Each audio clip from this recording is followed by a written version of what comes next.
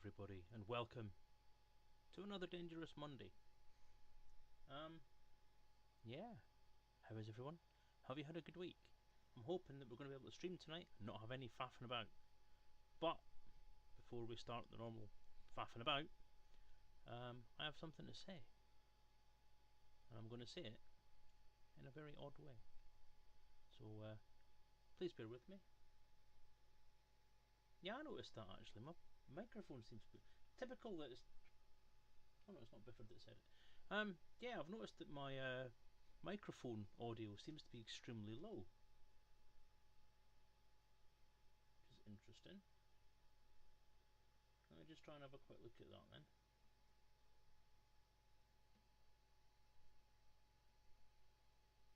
Hello. No, it's not even registering it. Levels. That's better. There we go. For some reason, my microphone has gone extremely low, but it's fixed now. It's done. So anyway, I'm going to switch it off for a second because I have something to show you. So please bear with me and enjoy.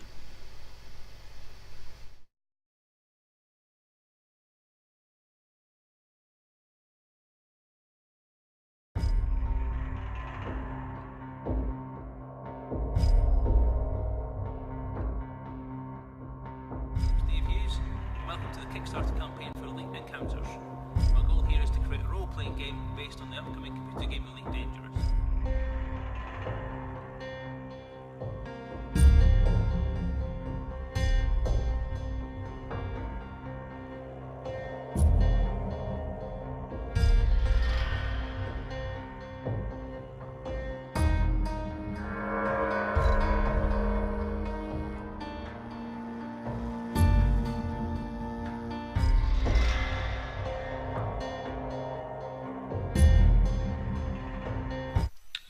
Has been a bit of a block.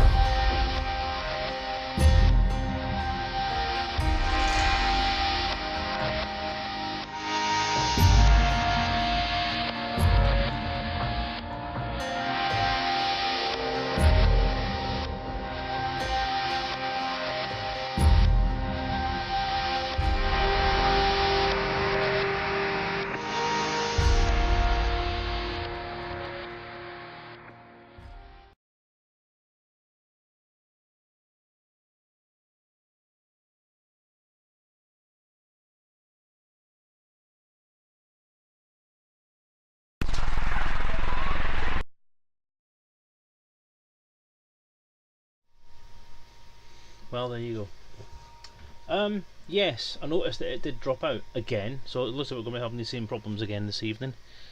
Oh, typical. Yeah, so I'm not entirely sure what's going on with the stream. Again, it looks like we're having problems with the stream. I've dropped 5% of frames already. It's only the first bloody 5 minutes. 80 Wood, thank you for the comment and thank you for the follow. Very kind of you. Yeah, what I'll do is I'll play it again, because it's obviously worth playing again, and hope that the stream stays on this time. But yeah, I have no idea what's going on. It didn't drop for you, Garzini. That's kind of weird. That is kind of weird. I'm actually starting to think it could be something to do with me. I'm getting a bit worried about it actually. But yeah, what I'll do is I'll pop it on again, seeing as some people missed it, just in case someone was sneakily watching in the background. I'll stick it on again because it is worth watching again, seeing as you missed the most important bloody bit. But yeah, I'll stick it on again.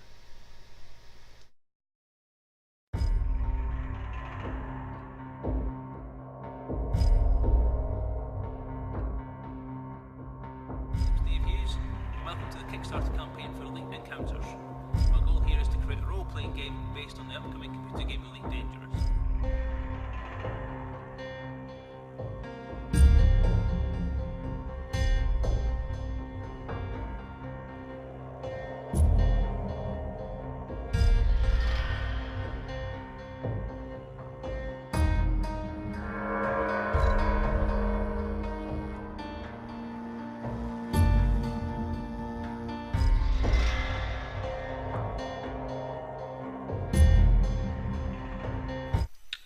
Has been a bit of a block.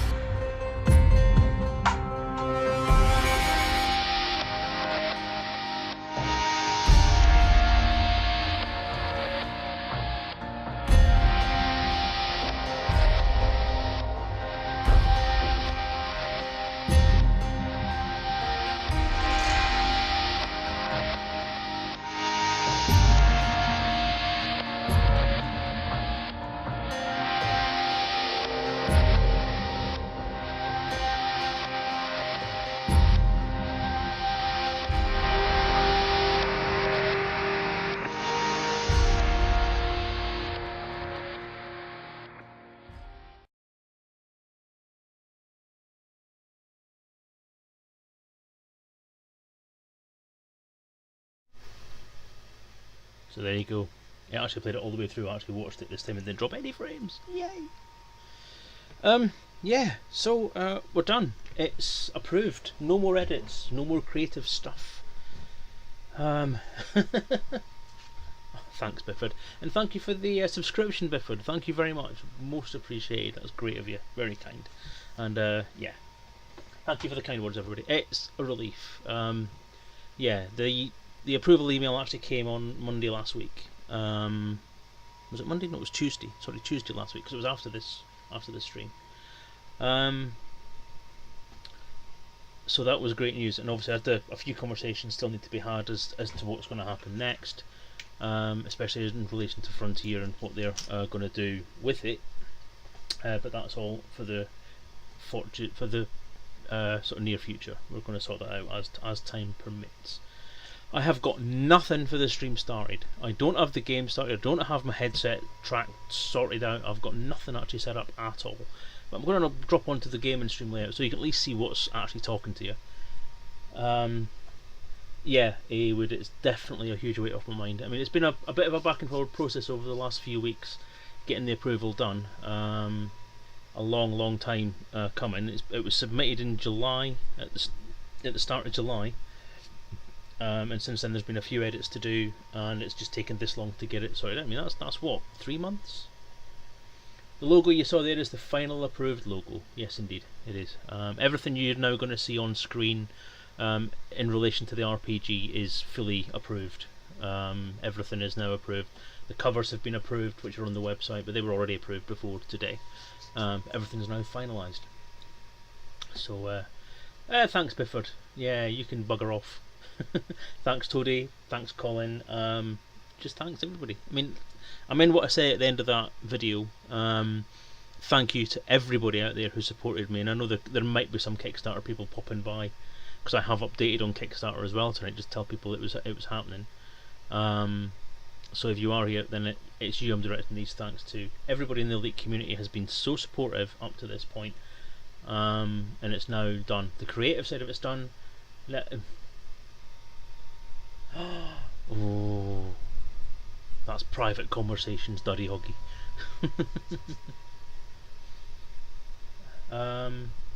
It's not released as of yet, though, Bifford. That's the thing. It's not released. That's what I'm going to come to. The announcement is that it's approved, so I can release it at my leisure, and that's essentially what they've said to me. I can move forward with it as I see fit, and release it in the way that I want to release it, which is very, very open of them.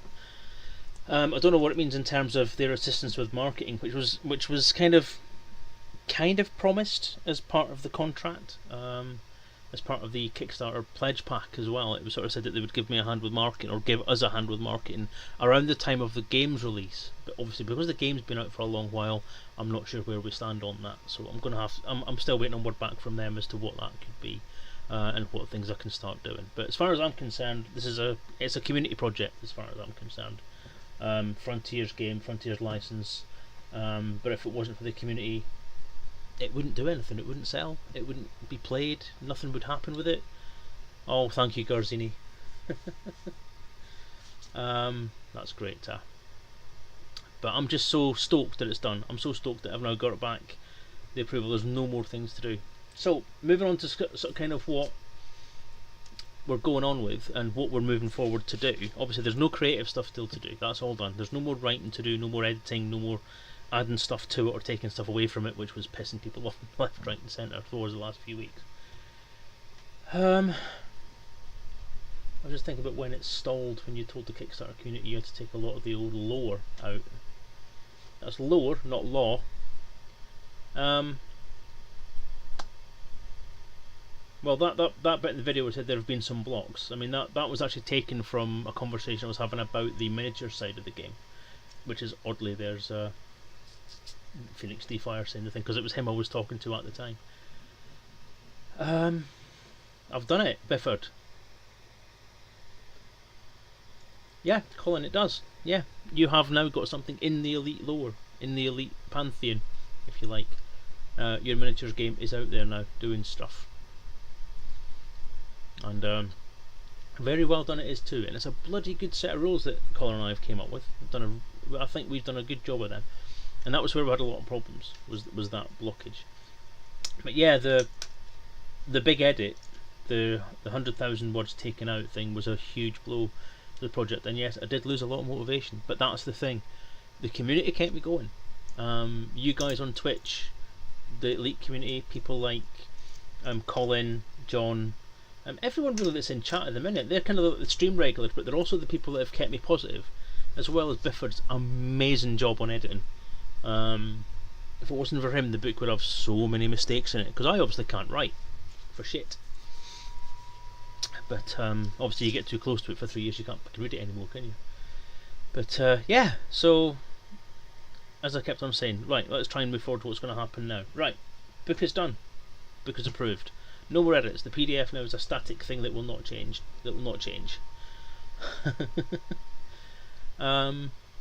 So what's next? Right.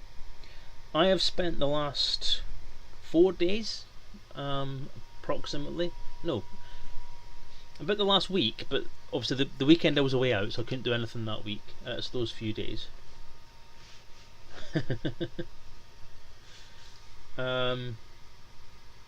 Yes, John, the travels are awesome, and Garzini, yes, it's almost like it was deliberate, isn't it?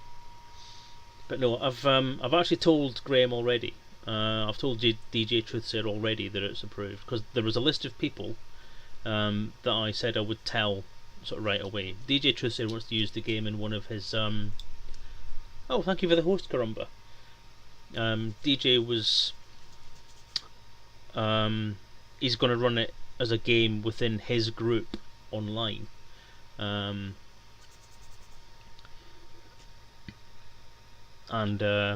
Yeah, so he was kind of on the list of people to tell right away. Drew and John, because they're thinking. Bifford, I have to actually apologise, mate. I completely forgot, and that's pretty shit of me. I did promise you you'd be one of the first to know, and I'm afraid I completely forgot. My apologies, dude. Honestly, my apologies. And I just remembered today, after I did all the tweaks and stuff today, I just thought, fuck, I've not told Bifford. Bollocks. So, yeah. How did you work it out last week? And Colin, yes, again, there's about 3 or 4 people I haven't told, and you and Sam were one of them. Steph I meant to tell as well. And I meant to tell Jarvis as well, and I forgot to tell them. So, it's alright, Karumba, I'll probably stick it on again in a minute, but it's basically the RPG's approved, and it's ready to go. So, welcome to the stream. As I said, I'll pop it on again later on, so hang about for that, because I'm quite proud of the video. I've knocked it up in the last 2 hours, and I'm quite pleased with it. So, anyway, a few people will stop distracting me for 2 minutes. I'll get to the end of this sentence, yeah. Right. I've spent the last week, essentially, since the approval. This is why I didn't announce it initially. It's because I wanted to get some actual work done behind the scenes before I made it public that something was going on. Wainscraft, thank you for the follow. Great to see you. Now the next stage, actually, well, let's take a picture on just so you've got something to look at.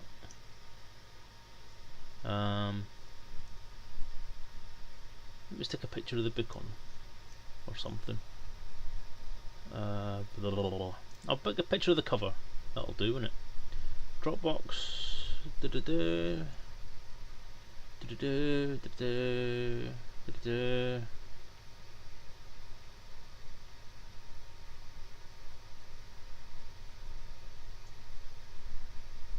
Let's go for that one.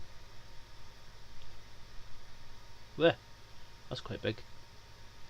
Ooh. Ooh. Actually, that's way too big. Add. Image. Image. Browse. Low res. Okay, that's better. Hey Wood, thank you for subscribing, dude. Wow. Awesome. First time viewer. You followed me today, and now you've you subscribed to all. That's really nice of you. Thank you, dude. You haven't even seen me do anything yet. Add. Image. Browse.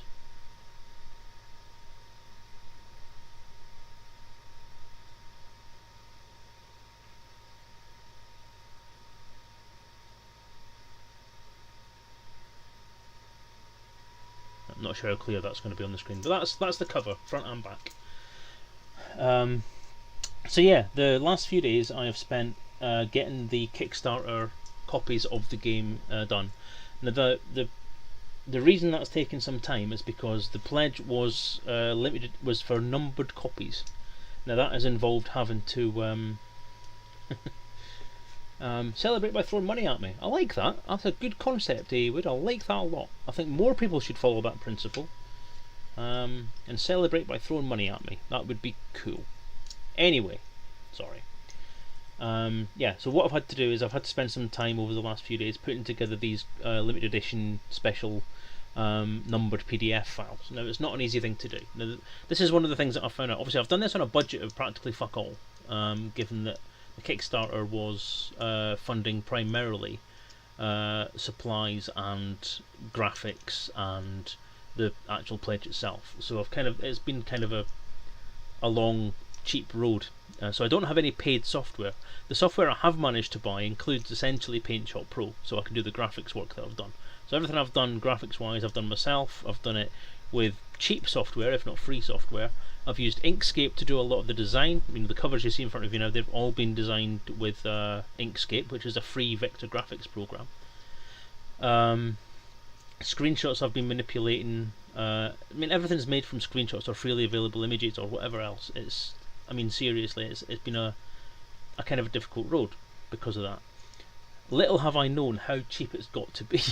Now, I don't have professional design software. I have Microsoft Word and I have Scribus, which is it's something like Adobe InDesign, but it's free. That's what I can afford. And it doesn't have as much of the awesome functionality and extensibility as some of the other paid software that you can get. So there are some limitations on it. Now, I don't know if there's easier ways of doing this, but essentially what I've had to do is I've had to create each PDF individually. Now, I don't have enough memory on my computer to export the entire book in one go. I have to export it in like 20 page at a time chunks for a 315 page book. So it's not great for doing that kind of thing, and it means that there's a lot of the functionality that I can use within Scribus that I can't use for the export, because I then have to stitch all those files back together again. Now, that's what I've had to do with these copies of the book for Kickstarter people. I've had to create the first 3 pages of the book. The internal cover is where the numbering is. So there's the front cover that you can see in front of you on the left there. Then there's a blank page, which is the inside of would be the inside of the actual cover itself in a real printed book, which is what I've formatted this as. And then there's an internal cover, Witchcraft. And there's an internal cover which is very similar to the cover you've got there, but black and white. And that's where your image is. That's where your not your image. That's where your customization is. So I've had to create the first 3 pages and then create the lot of the book in little segments from there, and then stitch them all together. And I've had to do that 260 times, because that's how many pledgers there are.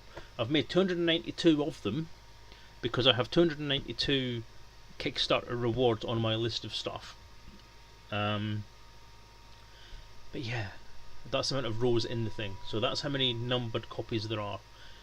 So that's how many individual copies of the PDF I've had to make, and it's taken a long time to do. Obviously, I've had to create the custom covers, I've had to create the custom files, and then I stitch each file together. So that's taken about a week, basically, to do that. I've done 222, and I have 70 left to do, which I'm hoping I'll get done at some point this evening. If not, then it'll get done tomorrow. At which point, my plan at that point is then to send a copy of the PDF to every pledger on the Kickstarter, whether they've gone for that or not. Well, you'll get number 158 then. I can send you yours now, actually, if you want. But the good thing about that is I've decided, but obviously because people have waited so long for it, and because the PDF copy of the document has the most features, I'm going to give the people who bought the EPUB or the MOBI file, I'm going to give them a PDF anyway, because one, they've waited 5 years nearly for this book. It's like 4 years, 9 months or something like that. And I feel that to make them wait that long, because of a lot of that stuff being the format and the content, everything else that goes into it, making them wait that long deserves something extra. The people who have already pledged for PDFs and want something extra for them, if they want an extra copy of the book as well, if they tell me if they want an EPUB or a MOBI file, then I'll quite happily send them one as well, just as a bonus extra for being so patient and for waiting so long. Apart from the people on the comments who've been quite snippy with me, you get fuck all, you're not even getting a PDF. I'm only kidding. As I say, if anybody wants an extra, if anybody on the Kickstarter pledgers wants another copy in addition to the copy that they've actually pledged for, like another format, sorry, then I'm quite happy to do that. It's not a problem, because again, yay. Oh, you're a backer. Well done. Thank you for backing then. In that case, your book is also ready. So yeah, once that's been done,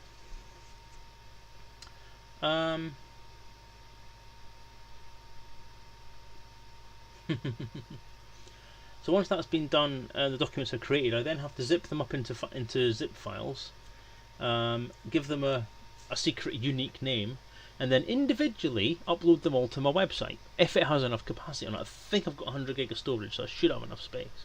If I've got 20 gig of storage, I'm fucked. And then obviously I need to email each backer individually with that file name so they can download their file. So one of the things I'll be doing on the Kickstarter thing later on is I'm going to be putting a full update. I've put a quick update on the Kickstarter page, but I'm going to put a full update on there that outlines this whole thing I've been saying so far, and to say to them, if you have upgraded your email address or you have an additional email address, then let me know what it is, and I'll make sure that you get your copy. Although how they're going to get that from the email that they don't get because it's the wrong address, I don't know. That's one of the problems have been 5 years down the line. But the majority of people whose details have changed, you have unlimited bandwidth as well though, Bifford, unlimited downloads, because we're looking at about the region of 25 gig here. And if your bandwidth allocation for your web hosting is limited, you may be charged. I'm not entirely sure what mine is actually. I know it used to be unlimited, but I'm not actually entirely sure if it still is, because my contract's changed a few times with my hoster. So yeah. Use Pledge Manager. Yeah, good plan. Pledge Manager. I'll make a note of that. Let me just bring up Notepad. I've got one there.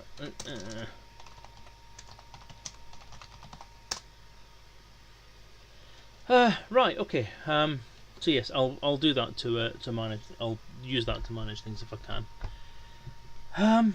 Thanks for that, Bifford. That's very much appreciated. I will discuss these things with you soon. So yeah, that will then be, once I get those 292 copies farmed out there, that's the PDFs delivered. From that point, we'll look at EPUB and MOBI formatting and creation, which I had got some way through, but I'll be honest, as I was going through the latest set of edits I got back, I actually noticed that I hadn't actioned a lot of the previous set of edits, so it's actually going to be quicker for me, formatting wise and time wise, to just re-extract the text from the PDFs and start again with them. I want to make sure that I do it properly to make it easier for myself. So I'm gonna rather than doing what I've been doing, which is extracting it to text and then using Word to edit it, I'm going to extract the text straight into an EPUB maker. I'm probably going to use Sigil, however you pronounce that word, to do the EPUB version, and then the MOBI version, I'm not entirely sure what I'm going to do at all. I'm not entirely sure what way to go with these books either. Now, I know that MOBI files can... Darth Andrea, welcome to the stream. Is it using D50 or a D20? Neither. What the hell's a D50? It uses D60s. Good old D60s. Everyone loves D60s. D60s are ideal for everything. And if you don't have any dice and you want to buy the RPG and play the RPG, just nick all your dice out of Monopoly. Or another crap game that nobody ever wants to play. Because they're too... yeah, anyway. So yeah, that's phase 2. It's getting the EPUB and the MOBI files properly formatted and done and out there.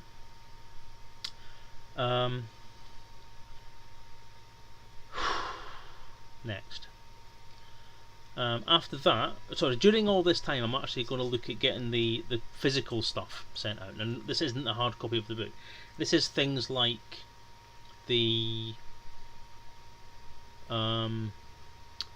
dice and the pledge rewards, not the pledge rewards, the dice and the dice rings, things that I've done for charity streams, that kind of stuff, all needs to go out. But one thing I will do in the meantime is I will make the downloads from the shop site, which the link for which has just gone, well, the link to get to the RPG site, which has the link to the store, is on there. Which reminds me, I've not done something yet. Just need to quickly nip into my page. Boop. And publish. Right, the Elite RPG website now has a new front page, so if you're on it, or you've been on it tonight, then Control F5, refresh your cache, and you'll see the new front page there. Right. So yeah, the store versions will go online. I've also the the PayPal pledge versions that were on the original website, the sort of, pledge page, the original pre-order site is now will go out at the same time as the main copies, because they're not special editions in any way, they're just the purchased ones. So yeah, so the physical kind of add-on stuff like dice rings, charity stream awards, that kind of stuff will all get sent out at the same time, and I'm hoping that my family can give me a bit of a hand with that one. My wife has said that she'll help with the postage and stuff, and Royal Mail have recently rejigged their online postage stuff, so I'm hoping they've made it a little bit friendlier to use, and if so, it's going to make it a little bit easier to get the physical stuff that's waiting to go out sent out. So fingers crossed there. Next, then it's just selling it really. Preparation for obviously the income from the sales will help fund the print on demand options that I can use. I'm intending to publish through, or at least publish online through Amazon and DriveThruRPG/RPG Now. They have their own services that they provide to things like that, and apparently Amazon are quite friendly to you if you're setting stuff up like that. DriveThruRPG, I know, have a print-on-demand service from their own site as well, so if you want hard copies, that might be your quickest way to go, rather than waiting for me to start producing them myself, other than the print-on-demand stuff, which obviously I'll provide as and when I can. But if you want to buy a hard copy of it, once I've got it onto DriveThruRPG, that might be a good option. So yeah, that's kind of the immediate roadmap, and then once we've got that stuff done, we'll then be starting to look at the other pledge fulfillment stuff. Once the thing's out there and on the shelves, virtual shelves, and hopefully bringing some funding in, then we can start looking at more of these, more of the fulfillment for the stuff that's still to come. There's a lot of design work still to do, not a lot of actual work still to do, but I'm quite looking forward to getting on with a lot of the stuff that I've kind of put off while getting this whole creative thing out of the way. But yeah, so that's what it is. That's where we are. We're approved. We're on the road to release now. We're very close. As I say, the main thing to do is get all these things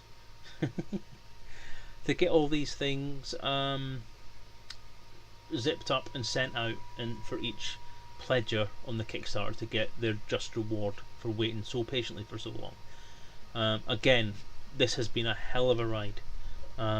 It's not been positive. It's not been a great thing in any way, shape, or form. It's been a hell of a long time coming, but we're now on that last step up the ladder. Now we're just on that last rung, ready to jump off the end and have it going. So, is it time to show the video again? Okay, we've got more people watching now, so I'll show the video again. Yes. So just to remind you, yeah, this is the video I've done to commemorate this occasion, which will be up on YouTube in its own right at some point this evening. But until then, enjoy this, and I hope you come back afterwards.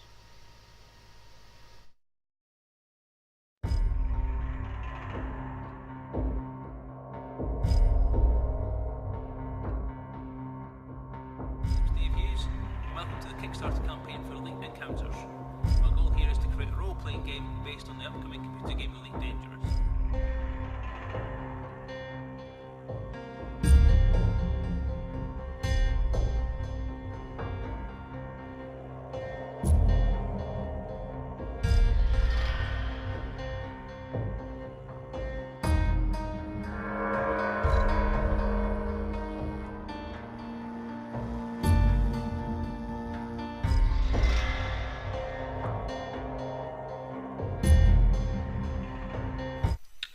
Has been a bit of a block.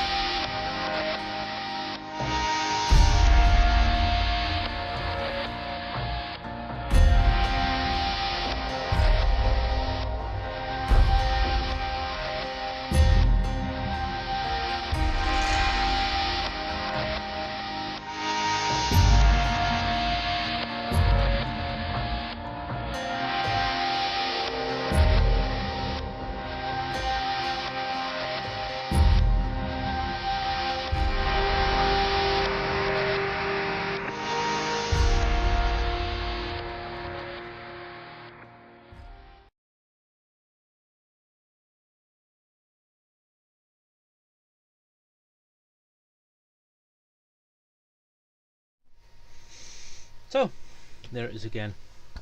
Yeah, we're approved. We're ready to go. We have Frontier's blessing to do as we please with the game, which is amazing. Thank you. I'm a little disappointed in some ways, though. A lot of you who've spoken to me over the last few weeks know that I've been sort of at the different conventions and so on the latter half of this year. So I've gone to Fantasticon, I've gone to Frontier Expo, and I was very much hoping that I was going to get the book approval and release before that point in time.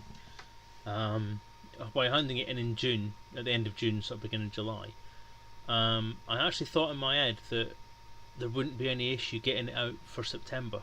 And that's what, 3 months? July, August, September, yeah. 3 months to get it out. I thought that was plenty of time. But as I say, the delays and the length of time it's taken to do edits and feedback and so on, that communication has been extremely slow and has stopped it. And during that time, obviously, I would have loved to have been able to sell it at Fantasticon. I'd have loved to be able to sell it at Frontier Expo, and this is, although I wish these guys the very best, I have no malice to them whatsoever. I am gutted, absolutely fucking gutted, that I didn't get it out before the Elite Dangerous RPG came out. Don't get me wrong, as I say, I've just said it, I have no ill will against them at all.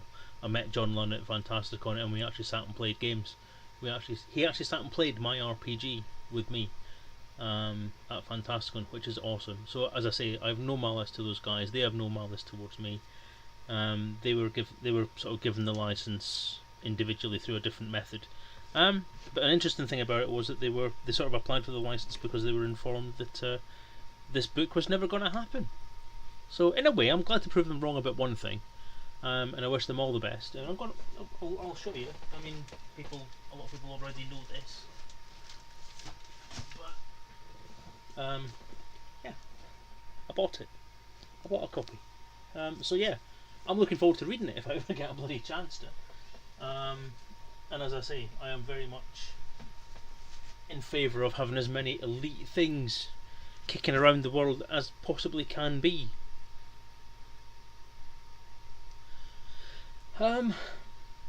So yeah, we can only cross-pollinate our genre, for example. I mean, that's one of the things that I am keeping positive about. I'm hoping to develop a working relationship with John and the EDRPG guys, and hopefully cross over some of the stuff that we do. If we can do some streams of us playing each other's games, or even just get involved with each other's projects, you know, I have no issue with that at all, and I think that would be an awesome thing to do, because it would show that we're a unified community, which is what I have always been in favour of since the start of my days with this project. Especially through some of the stuff that's kicked off over the last couple of years, is that our community, the elite community, is one of the longest standing, most amazing, most supportive, most positive communities I've ever been a part of. And I've been a part of some shitty communities, where, you know, you can say 2 wrong words in one forum or one community and you get ostracised, or you get called an arsehole, and all that kind of stuff. Or you go into a forum and you say, can you tell me how to do this? And you just get loads of these people just say, oh, get good, you're shit. Or this has been said 50,000 times. And all that kind of stuff, which is shitty behaviour. And I've never ever seen that with any elite related forum. I mean, the elite forum kind of was the inception for that kind of thing, as this kind of epitome of the sort of long-term gamers and the older generation of people who've played elite and been there when it started and have kept it going. And that's kind of carried forward in a kind of core way into the Elite Dangerous community, and it's those core people who have kind of expanded and showed the people where, and showed everyone else where to go, and a lot of people have followed. And again, as I say, it's turned into one of the most amazing communities you can ever be part of. And to support a project like this, I mean, even for the software developer themselves to support this kind of project, even though it was completely left field when I suggested this to Michael Brooks, to the point he actually had to go and ask questions and find out if it was actually something we could do. And if it wasn't for his backing, then this would never have happened. If it wasn't for David Braben's approval of this idea, then it would never have happened. And if it wasn't for David's last tick in the box on Tuesday last week, it would never have happened. And again, I'm going to say it again, because I don't think I can ever say this enough. But I went through some shitty times during this project, and I mean some really shitty times. Sometimes, you guys have no idea how low certain parts of this project made me, because I kept that away from the online stuff, and I'm not going to go into it now. But you guys, some specific guys that are sitting in that chat tonight, are the people who kept me going and who kept me positive and kept me coming back to this project and getting it finished.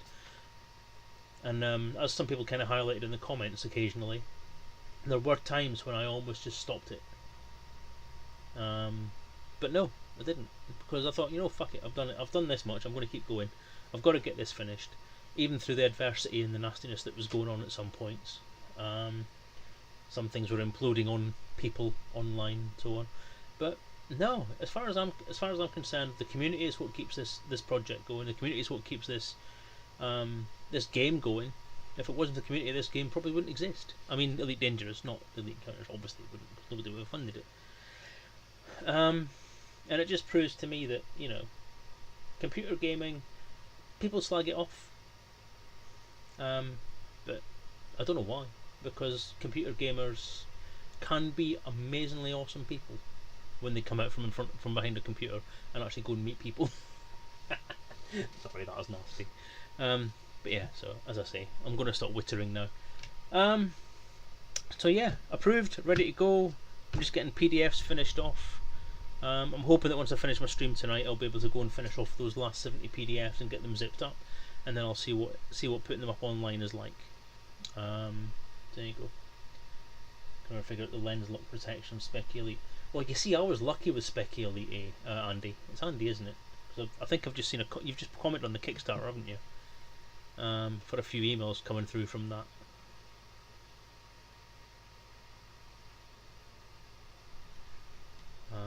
I've had 6 comments.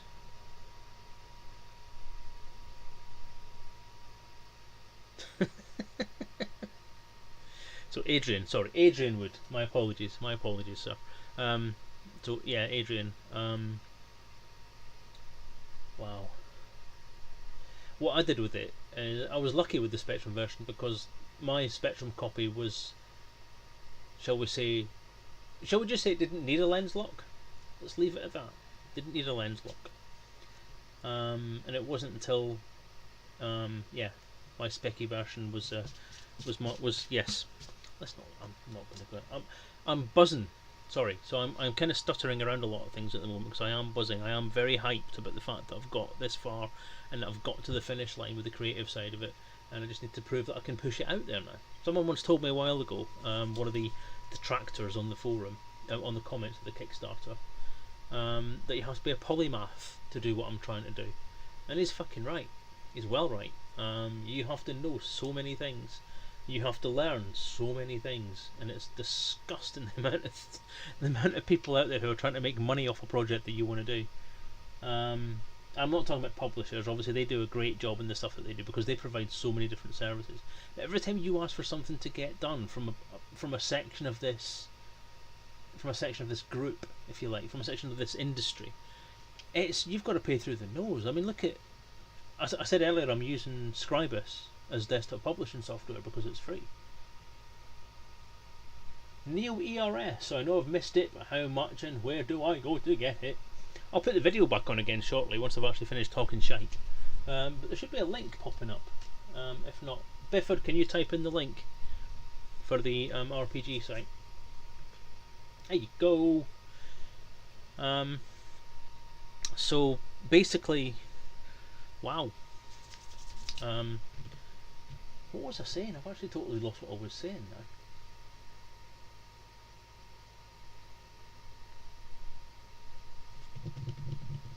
Totally lost what I'm saying. Oh well, never mind.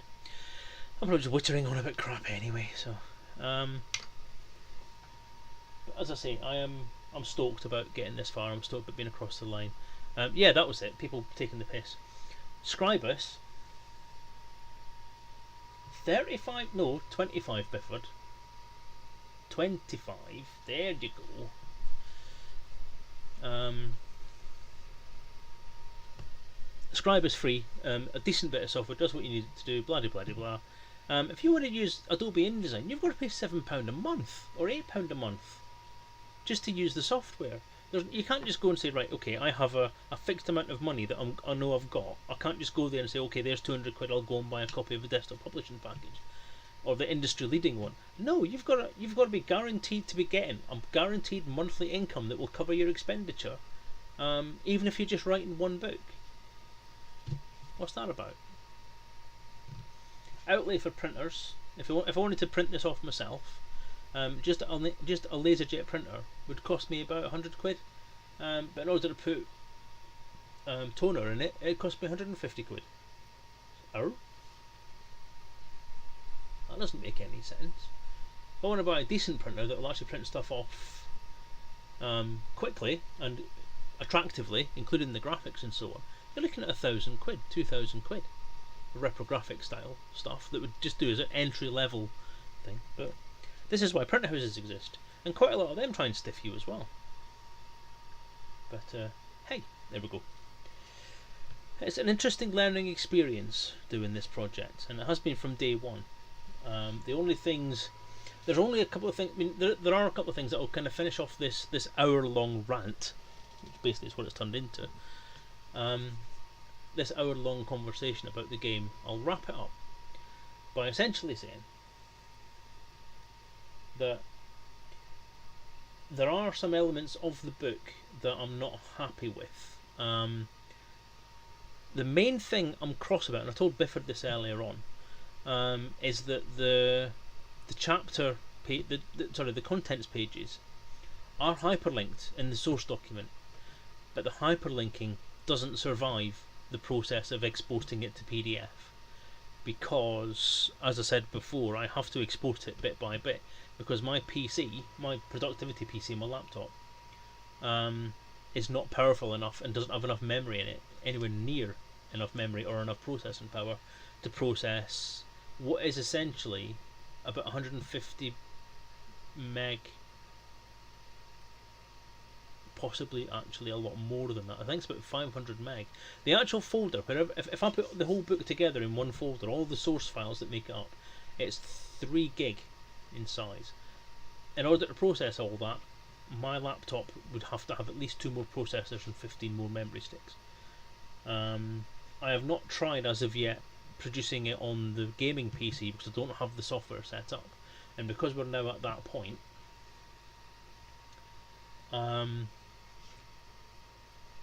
of having it all produced and getting it ready to go out there, I don't want to start relearning it all from a different PC's point of view. I just want to get it out. I want to get it out there. I want to get the book out. I want the Kickstarter pledgers to get their stuff. I want people who are out there buying it on the website and whatever else they're doing, I want them to get their copies. I want people to have this book in their hands, kind of.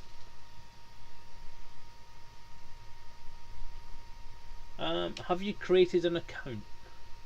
Add it to cart, make account.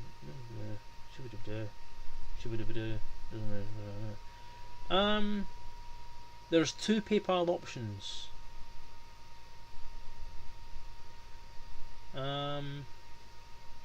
One of them works kind of.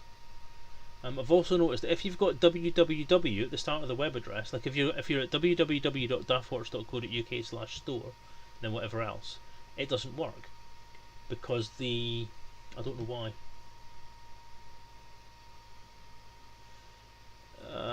So if you take the www out, it all works fine. Or either that, or use the other PayPal option, because there's PayPal and PayPal Express. Most of the time, PayPal Express seems to be the one that everyone is going for, and it seems to work. So let me know if you get that to work and which option it is that actually works, and I might actually disable the other one going forward, because you're not the first person that said that.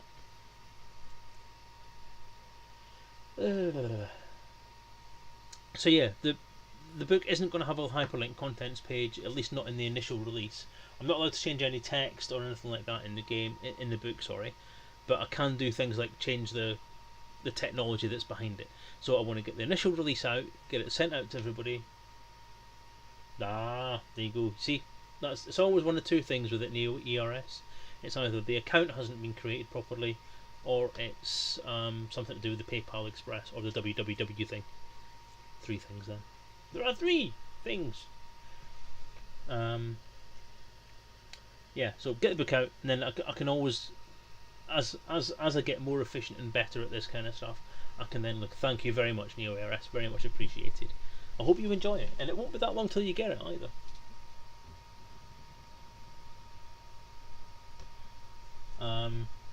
So yeah. Do you want to watch the video again?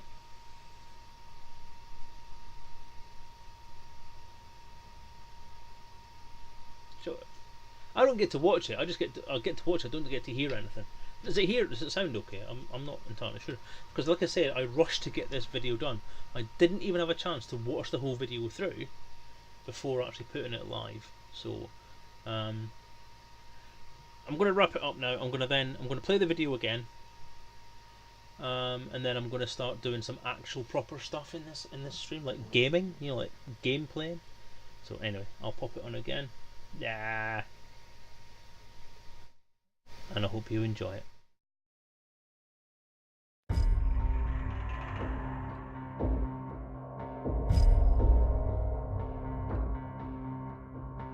Steve Hughes, welcome to the Kickstarter campaign for Elite Encounters.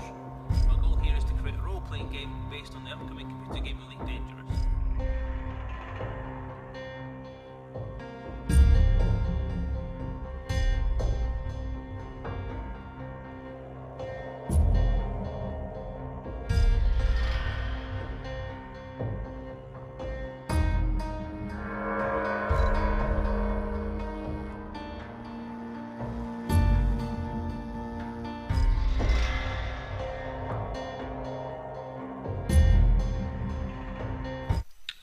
Has been a bit of a block.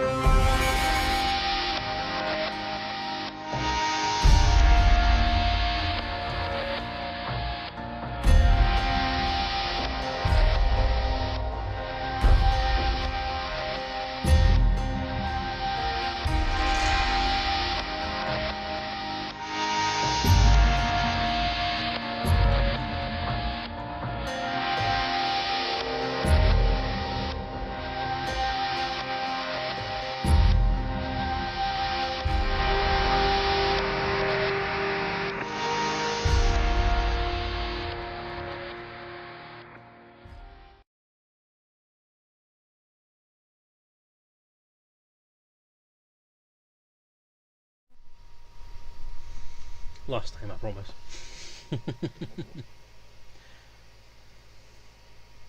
Okay, so it's interesting looking back at some of that stuff. Looking back at the initial video that I did for the Kickstarter launch, and my hair. Yes, as people have pointed out already, that was the start of me growing my hair actually, which eventually led to the Great Dave shave. It wasn't planned that way. I just like growing my hair out. I've still got my hair, so I quite like taking advantage of the fact now and again and doing stuff with it. But so yeah. God, I'm spent now. I'm actually knackered. I've spent so long today preparing for this. It's been quite an interesting evening. But since I have a more or less stable connection this evening so far, apart from that one dropout at the start of the stream, it seems to be okay now. So, shall I play some games? Shall we do some actual stuff on the stream tonight rather than talking about the RPG? We've had an hour. I should really switch over after an hour worth. Yeah, I'll look older. That's because it's been 5 years. I am 5 years older.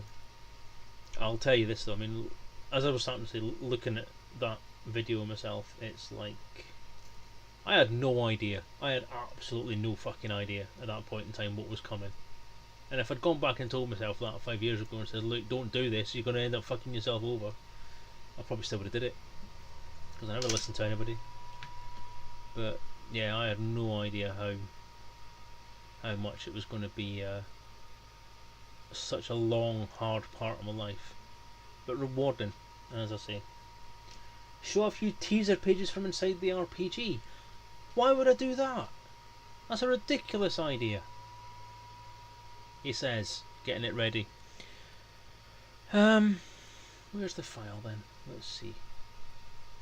I did say I was going to move on.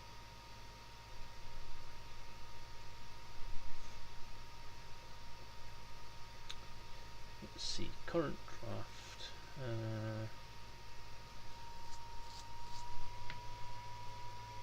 I'm not going to actually. I can show the lower stuff now because it's been approved. It's been approved. Yay!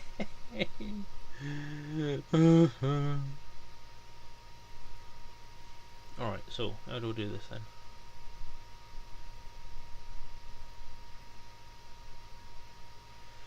Now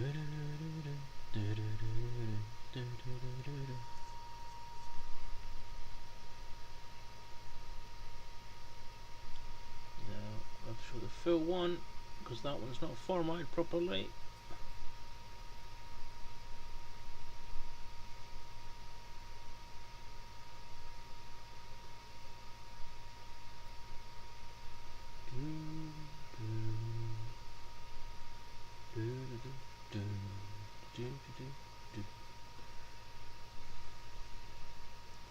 Okay, so where the hell have I actually put the full version?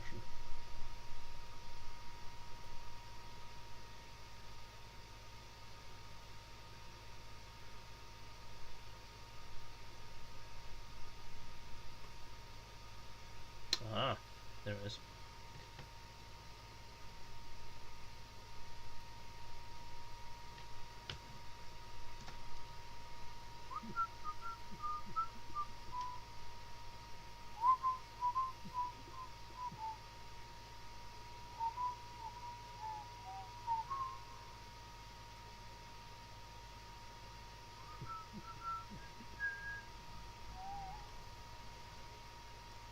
Oh my god.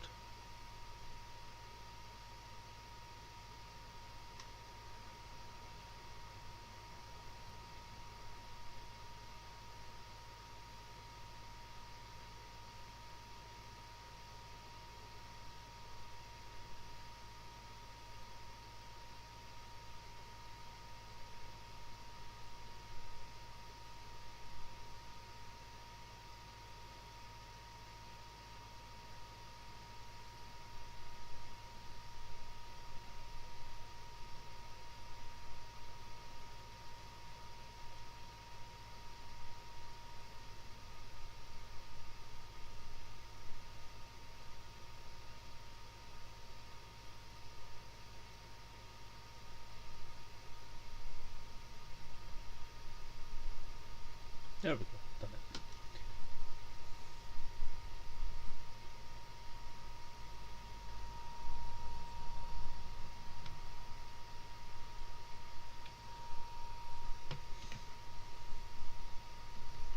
Sorry about that. Doop, doop.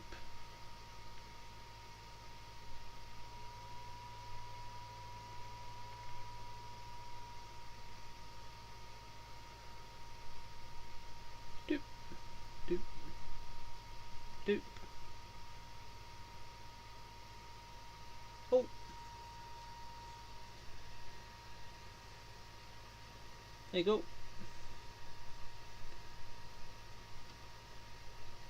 No, all the files are actually on the other computer, so it's difficult to actually find a copy of it here. On this gaming PC, it's all on the laptop. Luckily, I downloaded a copy of the release candidate. This is the release candidate that was sent to Frontier. So, but yeah.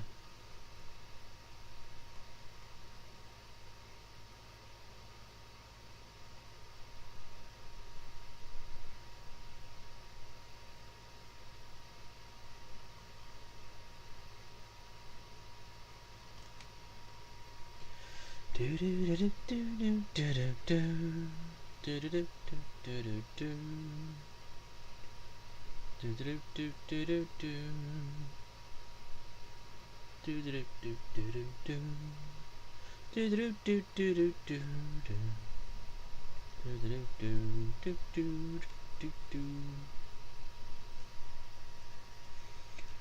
you're going to see the most impressive bit as far as I'm concerned are these pages.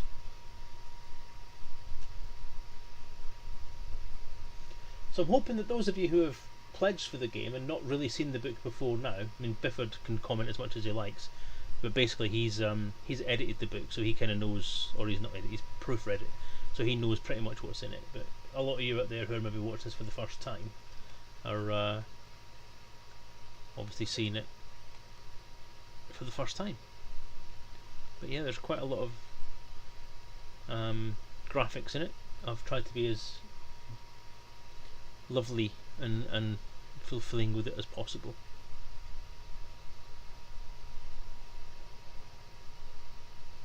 This is Colin's baby.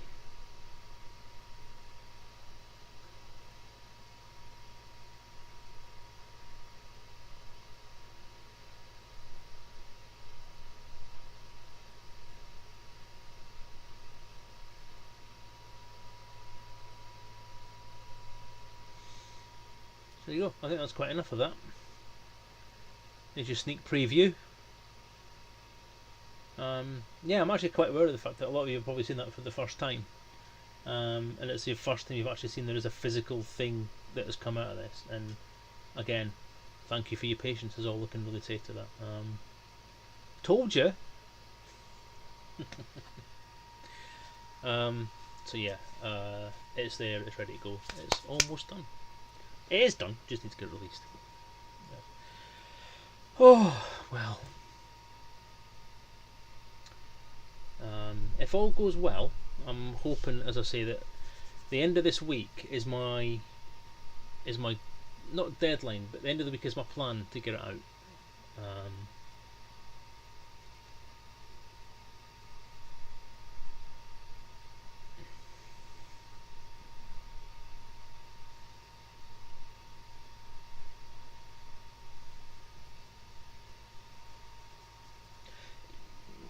I totally agree with you, Adrian. I mean, that's one of the things. It's the aesthetic I've kind of gone for with the book is I'm trying to keep as much of the loveliness about the original game's teasing of all the information that was in the books. I mean, there was the game Elite and the book that came with Elite.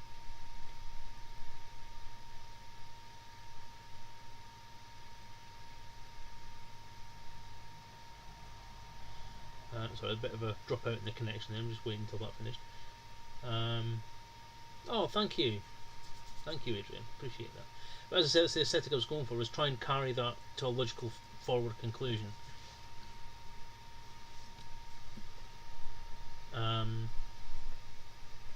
So bringing it forward, like using that kind of same aesthetic, the images of the ships,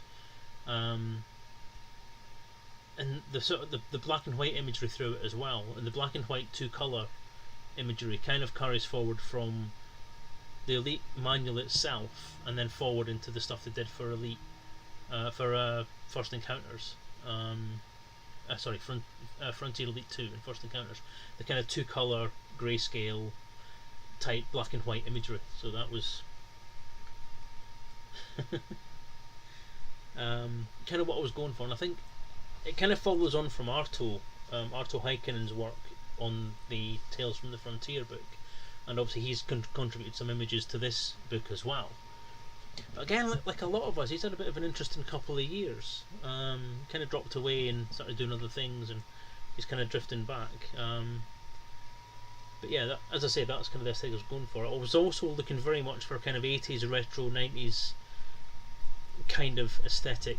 If you remember things like game books, like Fighting Fantasy and all that kind of stuff, where they always had the kind of little banners, little thin images that would stretch across the page and break up some of the paragraphs.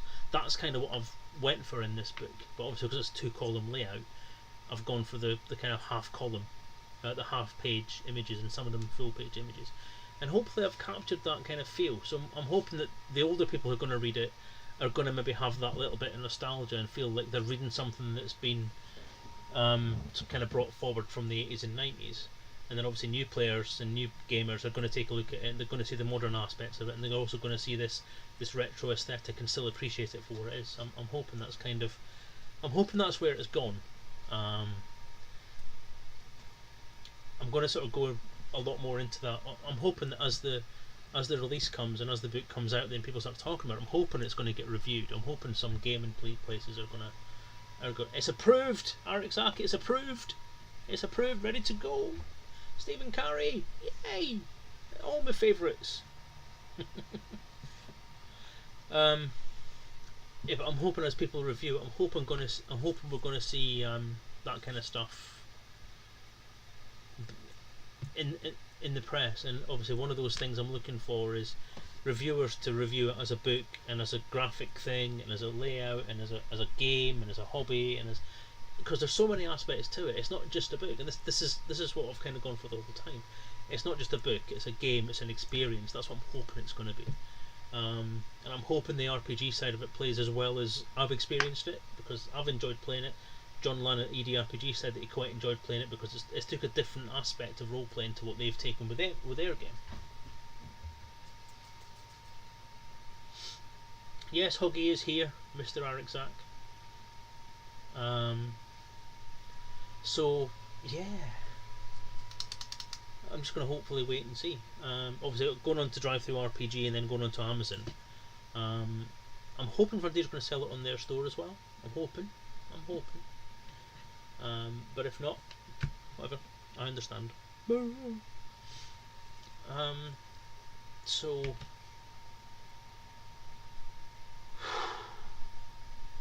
I've got about 50,000 things I want to say right now. I've been wanting, because things that I've been planning for this day, the approval day / release of the book. I've been planning for that for 4 years, if not 5 years. I mean, the video you've seen tonight is because I actually decided to, long time ago, that the approval / release would be heralded by a video. I've not had time to do the video I wanted to do because the idea that I had, and kind of worked on this with Dan Grubb, the idea that we had, or that I had, and then sort of fleshed out, was that it would be similar to like Eye of the Tiger type things. So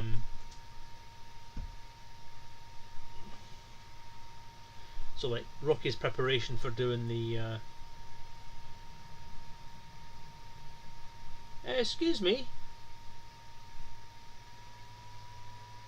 why are you posting bits of my game into the chat, you cheeky bastard?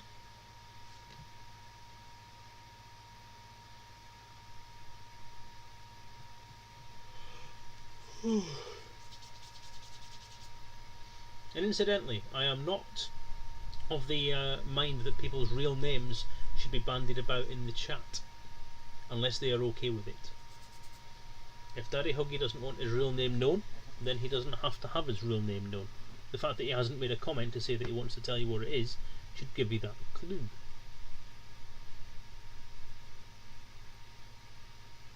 Oh wow, thank you, Daddy Huggy. I know I do tend to keep calling people by their names sometimes on the thing, but that's because I know them.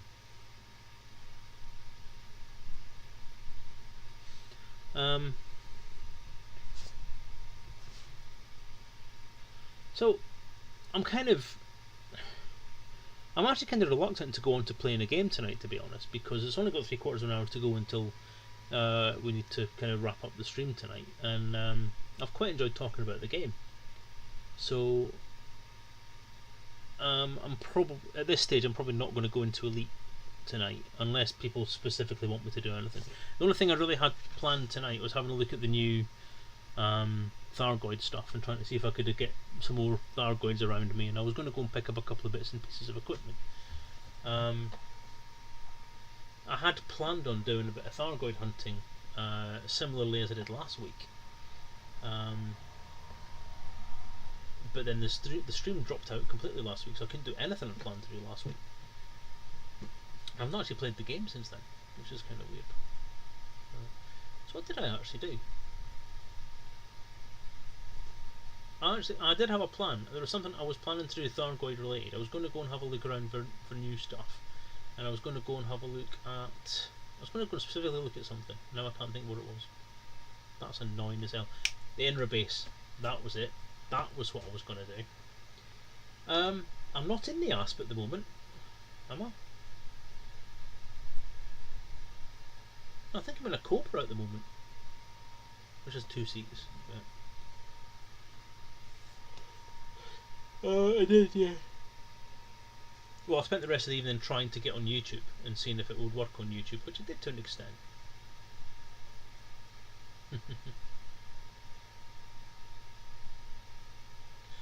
I'm glad you've picked it up, Alex, because that's exactly the kind, again, the aesthetic I was going for. The one thing I avoided using was a space station, because a space station is featured on the Dark Wheels cover, so I stayed away from that idea and I went with the kind of planet thing. The ironic thing is, right, the front cover, that general the top half of that front cover has been the kind of the aesthetic for the main cover since day one. And then Frontier's special edition release of the Pledge Pack copy of Elite Dangerous was a sunrise over a planet, and that was essentially it. So but no, Arakzak, the reason for this is I am not hostile towards the Thargoids. The Thargoids, as far as I'm concerned, are an alien race who are making contact. They have not overtly been hostile towards us unless we have done something to antagonise them. So my theory was I shall approach these ships, these Thargoid ships, with a weaponless ship, and I'll see what happens. If I get my ass kicked out of space in a cheap Cobra, so I'm not really worried about losing the Cobra, then I get my ass kicked out of space. But my theory was that I would not get my ass kicked out of space because I didn't have anything threatening on me. I also didn't have any Thargoid equipment or Thargoid bits and pieces that people could use, or that Thargoids could use to say, oh, he's got bits of our kit, he must have done something nefarious to him. No, I just went in with a blank, clean, no mods, no weapons, nothing, Cobra, and they just scanned me and left me alone. And this is what I mean. I've flown alongside them, flown behind them, flown through their wakes, not the hyperspace wake, but the wake of the actual ship, and kind of bumped against them as well, but not on stream. That cheap A-rated Kobe, yep. This is what everyone's saying, Bifford, yeah.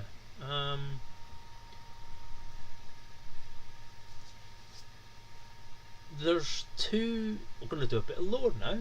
We've not had a lore evening for a while. There's 2 identified subspecies, as identified in Out of the Darkness by T. James. There's the Eresrians and the Klaxians. Klaxians are apparently the ones that we're kind of familiar with as the invaders / aggressors in the previous war. The Eresrians, although they were mentioned in the Dark Wheel as being a separate race, individual and distinct from the Thargoids, but again, it was quite, yeah, clans is good enough. No. Clans, is it close enough? Could be. I don't know. The sensor's worth more than the rest of the game. Yeah, the Restrains are kind of a weird little one because they seem to have changed quite a lot in the lore. The Klaxians seem to be the aggressive ones that we've had contact with before, and then we have the Erestrians, who were described in the Dark Wheel as being a different species, distinct and different, with different thoraxes or thoraces, whatever you want to pronounce it. And then you have the new way of seeing them, which is that they're a different subspecies of the overall Thargoid species, like under a different queen or whatever it would be, you know, for whatever insect life you would like. So it's interesting to know which one would be which, because it's interesting that we have had a largely peaceful attempt at communication by the ones that we've found so far. And this is the interesting thing. Could it be the Erestrians that we've actually been dealing with so far, who are trying to explore us and find out what we're like, communicate with us, study us, and try and understand who we are? And we have acted towards them with aggression. Now that trailer video was interesting because I'm going to come back to the RPG in a minute. Remind me if I forget. The trailer for 2.4 was interesting because that last scene where you first see the purple Thargoid. Now the interesting thing is that the overall colour of the ships we've been dealing with so far isn't green or purple, which are the two colours we always assumed or always associate with the Thargoid ships in the original games. Now we have this new ship that's arrived is purple. Now I'm really starting to wonder whether the ones we've been dealing with so far are the Erestrians, for want of a better word, and the ones that have just appeared are actually the ones that are aggressive towards us. So are these purple ones, who look fairly mean, are the ones who are going to come in and kick our asses? They're the ones that are going to overtly attack us. And what will the other, if that is the Erestrians, what will they do when that starts to happen? Now it's an interesting concept, and I've not heard anyone else talk about that side of it yet, but it's something I'm actually quite looking forward to finding out. What is going to happen? Are these two potentially distinct ships or distinct clans going to have a war? Or is it something very simple and it's just a different colour ship? Because we have loads of different colour ships. Why should the aliens not have different colour ships? Daddy Huggy, yes. From the Dark Wheel, Thargoids, he whispered. Bullshit, McGreevy said, and dragged Alex away. They're Erestrians, and the one thing that can make an Erestrian deadly is being confused the way you've just confused them with their deadly enemies, the Thargoids. Check the thorax markings and the shape of the fourth joint on each hind leg before you jump to conclusions again. In the Dark Wheel they were, yeah, pretty much. That was all that was ever said about Erestrians. That's the only canon information that we have about Erestrians, is that they do not like the Thargoids.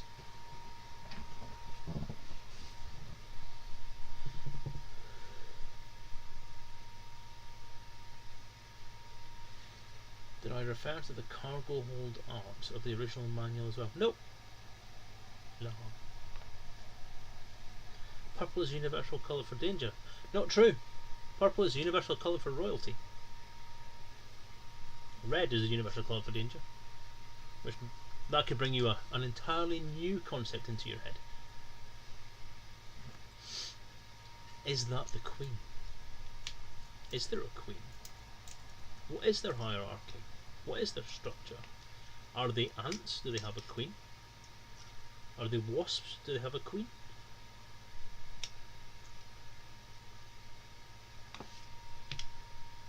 Yes, Adrian, sorry, Wood, that's entirely correct.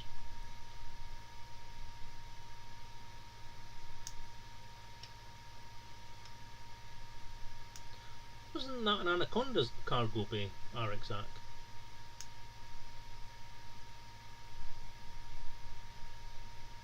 Actually, that could be true, Karumba. I never even thought of that.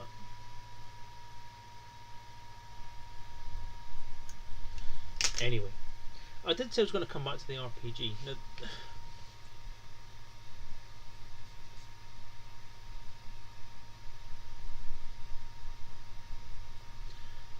I do have a bit of a dilemma.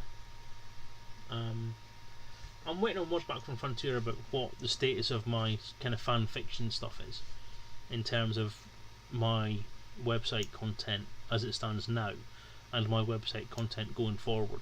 what I'm allowed to do with it.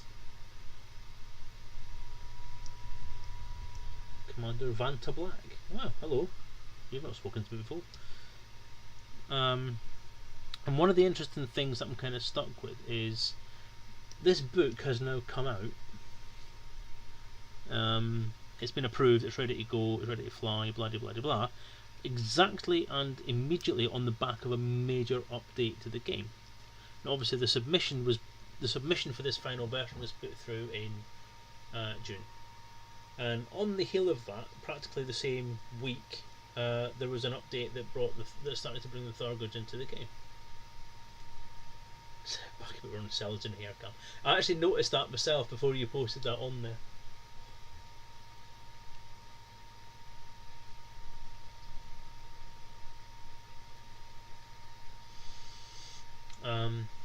So, what am I going to do? Because I have a problem in that the book doesn't really have much about Thargoids in there at all, and there's nothing that really says this is entirely accurate up to the point of April in such and such a year. Now, the issue I've got is that in my head, in my the way that I've run this project and the way that I want to go, I have spent so much time playing catch up with Frontier up till this point. We've obviously had to draw a line under it now to get the book out and get it done and get it approved. But there's a lot of new content that obviously people who are going to want to play this game, play the RPG, are going to say to themselves, well, wait a minute, we don't have any Thargoid stuff in here. What is the stats for a Thargoid ship? How do we know we can put up against a Thargoid ship? What are the stats for the new weapons that are coming out? What are the stats for the new ships that are going to be coming out soon? Blah blah blah. What do I do with that? Because I'm not entirely sure what I can do about it. My license ends. My license for elite content or licensed content or canon content ends with the publication of this book. I don't know if I'm actually allowed to then go and create free content to supplement what's in the book, because obviously I can't ask people to pay for it because it's not licensed. That would be one against my but DLC, that's the point I'm trying to make, Zach, is that I don't know if I'm allowed DLC. You've been able to order your own copy for the last 4 weeks, 5 weeks, 6 weeks. I thought you already had one.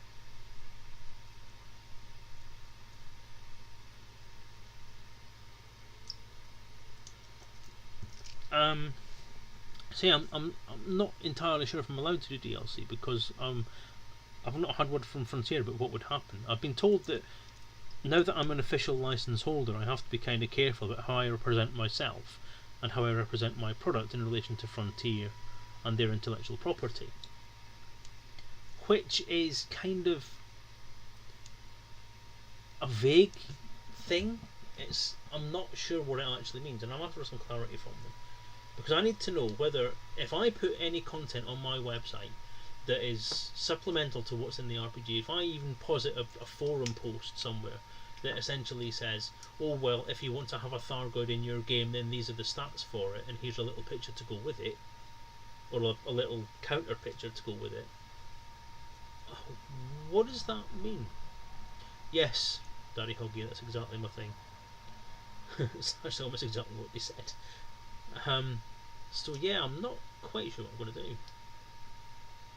This is the other way of looking at it, Adrian. Is because it's now out, because it will be very shortly, hopefully by the end of this week, will be out in the public domain.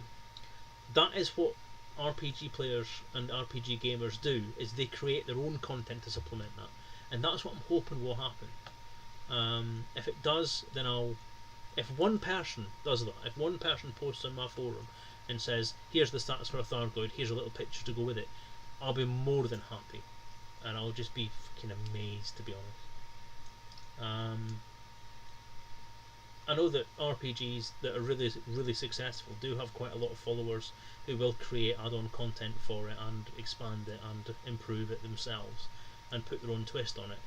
And if this book gets to that point, I will be so fucking honoured to have done it, because that to me would mean I've done it. I've made it. I've made a game that people can get into and get behind and want to create content for. And that's about the biggest accolade I could ever even imagine for this book. If I manage that, that's just beyond compare. Wow.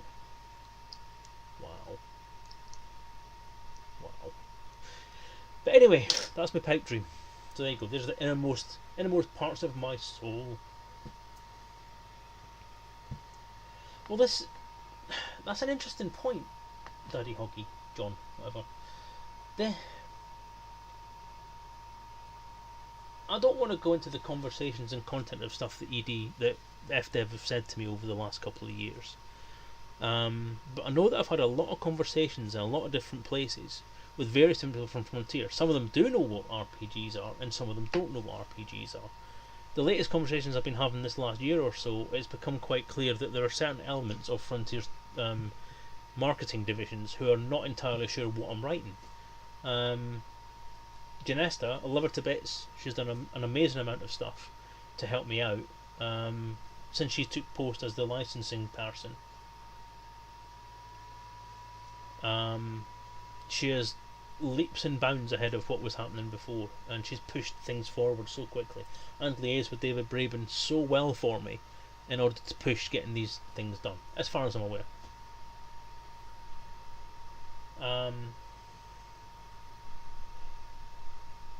The difference with the EDRPG, Daddy Hoggy, is that they have a totally different license.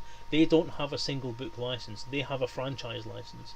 They're not restricted to one book. They're bringing out something like 5 or 6 books now. And because they're I would assume in a profit sharing deal with Frontier, like a proper publishing deal, which is what Frontier have always said they were going to move towards once the Kickstarter ones were finished. They may have a more negotiable situation where they can introduce supplemental packages or supplemental books or revisions to the book that they can then update themselves, and Frontier will still get a take from. The big difference with this book is that the terms of the pledge were that I would have complete control over the book once it was approved. So once Frontier said yes, that's all fine, although I can't modify it, change it, update it, do new versions, or do another licensed product because of it. It's a one book license. Once that book is out, I can sell it any way I like, I can take it anywhere I want to take it to, I can market it as much as I like, and I keep all the money for it. So that's the other thing. Frontier and EDRPG have entered into a long-term agreement to market and sell that book. My involvement with Frontier, to an extent, as long as I don't do anything stupid,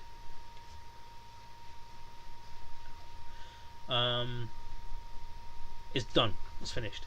Frontier will have nothing more to do with this project once it's done, unless they decide to sort of send me an email one day and say, hey, can you talk about it online or something, or can you come into our stream and do something on there for a bit, or whatever. Or if they even ask me to do a second edition, if it does really well. I don't know. I doubt it, because they've got EDRPG now.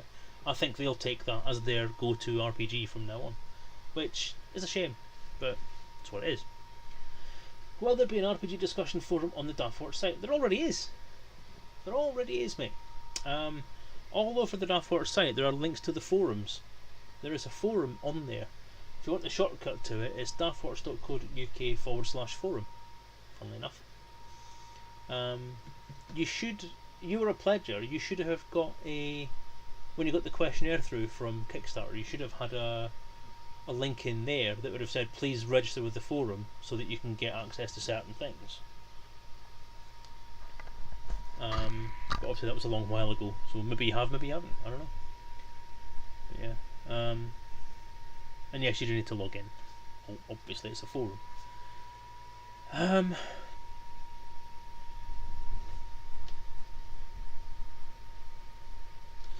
Yeah, but there was a few comments that came back where the Janesta, for one, and a few other people called it a novel quite a lot over the last year, and that's one of the things that kind of got me worried, that I had to sort of explain a lot of what the book was, and a lot of what an RPG is, and a lot of what the differences between an RPG and a book are.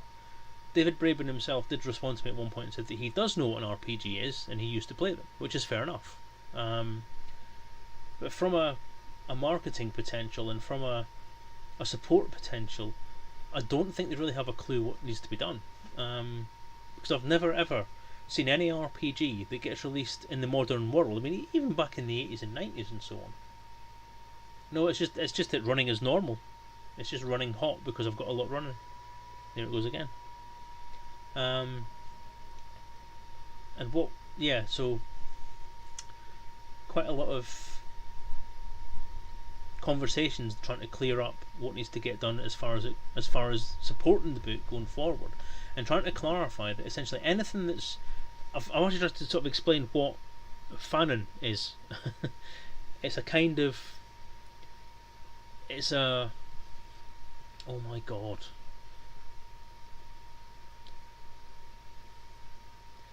Fan created canon is one way of putting it, but it's not canon. It's fan created content.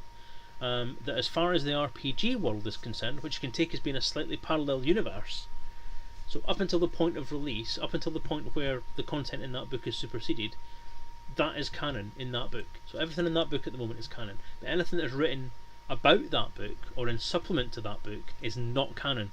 It's an alternative universe, an alternative path that it's taken. Because you're looking at, I mean, I think we've got on the whole about 400 sales, maybe 500 sales of this book altogether. You take a quarter of that, and you've got about 125 people who are going to be GMs, who are going to run these games, going to be lore masters. They're going to take the stories in a different direction. They're going to take the stuff they've learned from the background document in the background section, and they're going to extrapolate on that themselves. They're going to take the characters that are even in the book. They're going to take the concepts, the archetypes, all that kind of stuff, the worlds that I've put in there, the maps, the planet names, the systems, and they're going to take that into... No, I'm not making you a moderator. You're a control freak, man. You're only a moderator here because it was funny getting you to beat my dog's ass.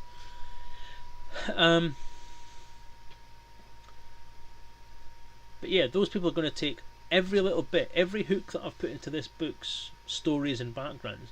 They're going to take those hooks and they're going to extrapolate their own creativity. They're going to extrapolate their own narrative from that and take it in different directions. So you're looking at hundreds and hundreds of different directions and different story ideas that are going to come from these people. You can't constrain that to canon, and no one should try. I mean, Star Wars and Star Trek and all the different franchises, the different popular franchises that have had RPGs made, Lord of the Rings, all that kind of stuff. New characters, new concepts, new locations, new technologies, new incidents, new events are all going to get made up, and they're all going to become part of that milieu, if you like. And felines and sectoids and all that kind of stuff will probably make a comeback in some people's eyes. There's probably going to be a hell of a lot of original Elite players who are going to grab this game and they're going to say, right, I'm putting felinoids back in here and we're going to have feline characters. Which, to be frank, that's great. If they want to take it down the road that Galcop still exists in a very secret region of the galaxy, I ain't going to complain. But likewise, if they decide to take it that Galcop was bigged up more than it was, and it was just a few systems with a really good PR man, then they can do that as well. And that's the point. The game and the players and the story creators will build on the framework that I've built for them with this book, based on the framework that Elite Dangerous has built for this book to base itself on, and they'll take it in their own direction. The RPG's website and the RPG's forum are there to support that. That's what they're for. Any content that goes on that site. I mean, I do have another website set up, but the future of that website depends on what Frontier tell me is going to happen with canon and what's going to happen with my contributions towards the Elite fandom from this point forward. Am I purely going to be the RPG guy from now on, or am I going to still be allowed to be the lore guy who has some stuff to support his RPG? I honestly don't know where it's going to go, and I've not had a response back from anyone yet regarding that question. When I do get an answer, then I will hopefully be able to make it clear through the website and through the Kickstarter and through all the support and stuff that I will still be able to support my own game. That would be lovely. Alternatively, if it has to be the players that drive it and the buyers that drive it, then that's fine as well. If it becomes... Because the one thing I've always wanted to do online is build something that's self-sustaining. So rather than me having to be the person that posts all the time, I want this in particular, because it's a big project, I would love it if this became self-sustaining. Like the forums had people talking amongst themselves rather than me having to start a conversation or me having to do something to keep things going or whatever. That's what this needs to be. It needs to be a thing that the players are going to get behind and push forward amongst themselves. If that happens, I don't have to do anything else. And if it does happen, it would be something that I could say to Frontier, look at what's happened, look at the amount of effort people are putting into this. The same people that are putting all the effort into expanding your own computer games universe and your own computer games scope are now doing the same for a product that you license, that has your name on it, and that is putting you in a place to say that it's hopefully selling copies of your game, is what I'd be trying to say to them. And to not let me support that, I don't like it, because for me it would be the end of this road, basically, that I've been on for the last 20 odd years. But it would also be the end of Frontier and everybody being able to benefit from it, really. Gimsec, have you discussed with FDev the subject of adding to the RPG, but under the explicit condition statement that what you add is not canon? I'm not allowed to answer that question. At least not fully. I have asked that question, and that is essentially what I'm still waiting on final word back about. It's a big question at the minute, and I am quite concerned about it. As I say, it's something that's quite important to me, is the ability to be able to move this RPG forward, and keep my fan involvement. I want to be able to go back to being a fan, and support my game, and support the RPG, and support Elite Dangerous, because I invested a lot of time in this. We've all invested a lot of time in this. The RPG itself is something that I'm very proud of, and I'm very proud to say that Michael Brooks himself has told me that I should be proud of this game, and to be honest, I am, because I think it looks amazing. I think the content in it is good. I'm quite pleased with how far I've come as a designer as well, so I'm quite pleased to put that out with my name on it now. I'm hoping that Frontier are indeed also pleased to put this out with their name on it, and I've done them proud for giving me the license, because the last thing I wanted to do was bring something out that was going to make them look stupid, and I think I've managed to avoid that, and I think I've given them something that they can add to their canon that is going to be nice. I mean, the big difference between the EDRPG and mine is that my book is still thank you for the follow, Metal Hardcore. I had to hide one of my pages to see your name come up. I'll just put them down a little bit in the list, and I can see anything that pops up over the top. What was I saying? Yeah, I'm still very, very proud to say that my RPG is still the only book that contains actual canon lore from the history of the game. That's my big selling point, and I think that's one of the big problems in terms of what's going to happen in the future, is if they then say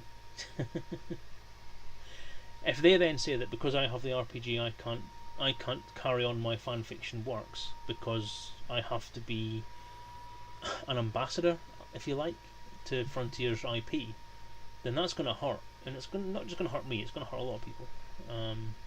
But we'll see how that goes. As I say, I'll keep you notified. I'm hoping they're not going to go down that route, but we'll see.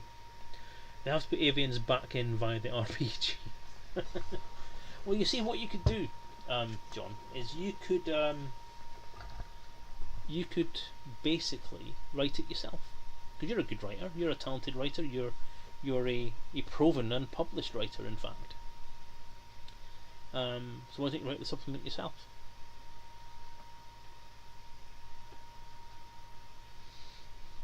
it's interesting because the elite/elite/elite dangerous thing, there are now a variety of different things. I mean, elite's fan base is big enough now, or has been big enough for a while. You see, I'm not going to say that, Bifford, because being out and out hostile towards Frontier is not a productive thing to do. I mean, I have some issues with things that have been done and said, yes, but then I'm sure Frontier themselves have got issues with the way that I've done and said things. I'm not exactly the most patient of people, after all. I mean, I'm sure you guys know that I can go off on one if I need to, or if I feel the need. But sorry, my throat's drying out.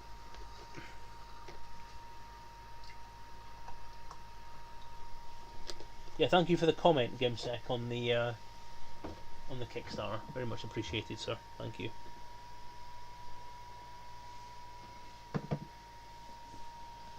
But the amount of sorry, what was I doing? Yeah. Yeah.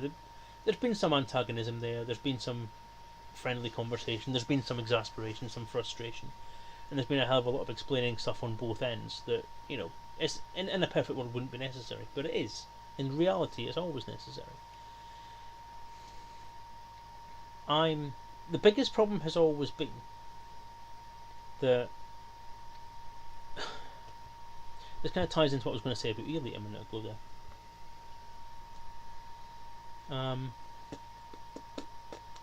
It's a bit random. I'm trying to think what I'm trying to say with this is the fandom for Elite, as far as I'm concerned, right? Put it from my perspective. I've done a lot of talking about me tonight. I'm very conscious of that. I'm going to have to talk about everything else next week, not me at all. But in terms of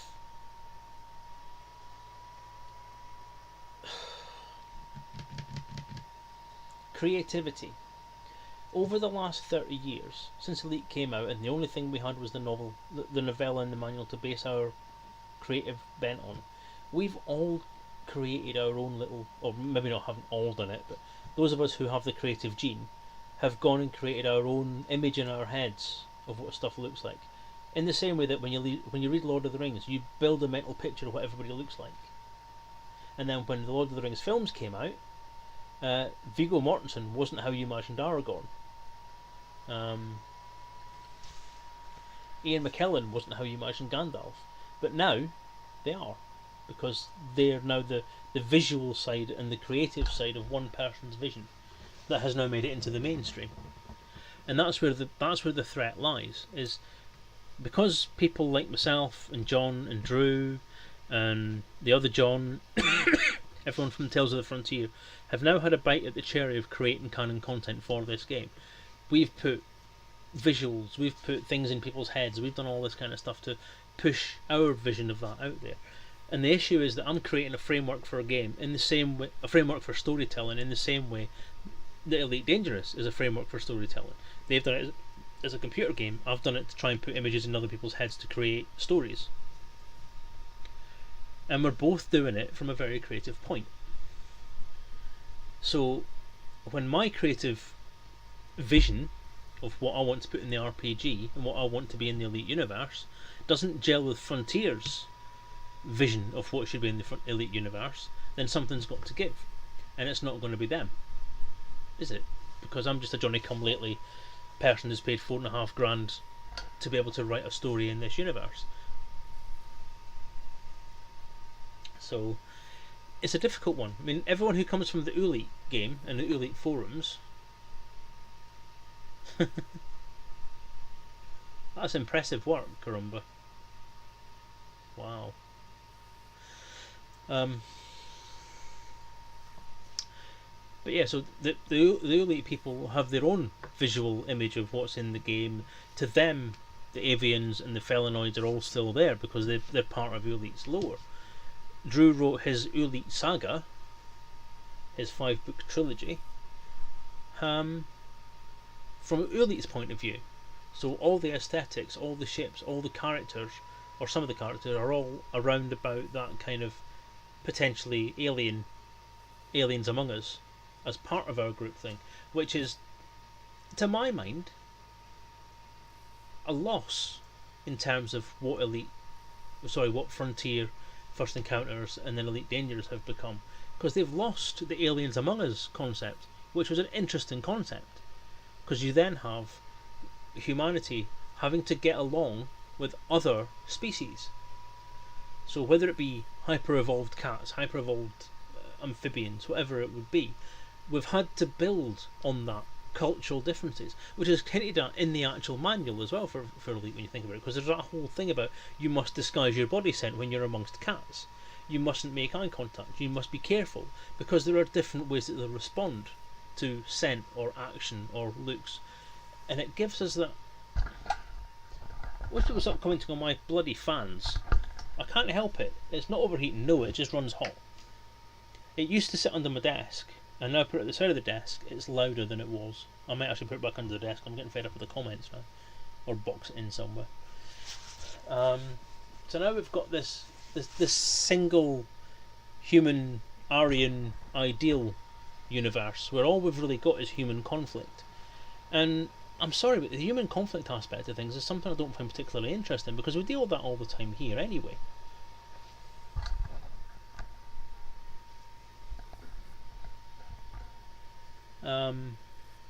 And it's a shame that we've sacrificed the alien side of things and expanded all this Empire versus Federation versus Alliance, and then the infighting between all of them to show how shit humanity really is.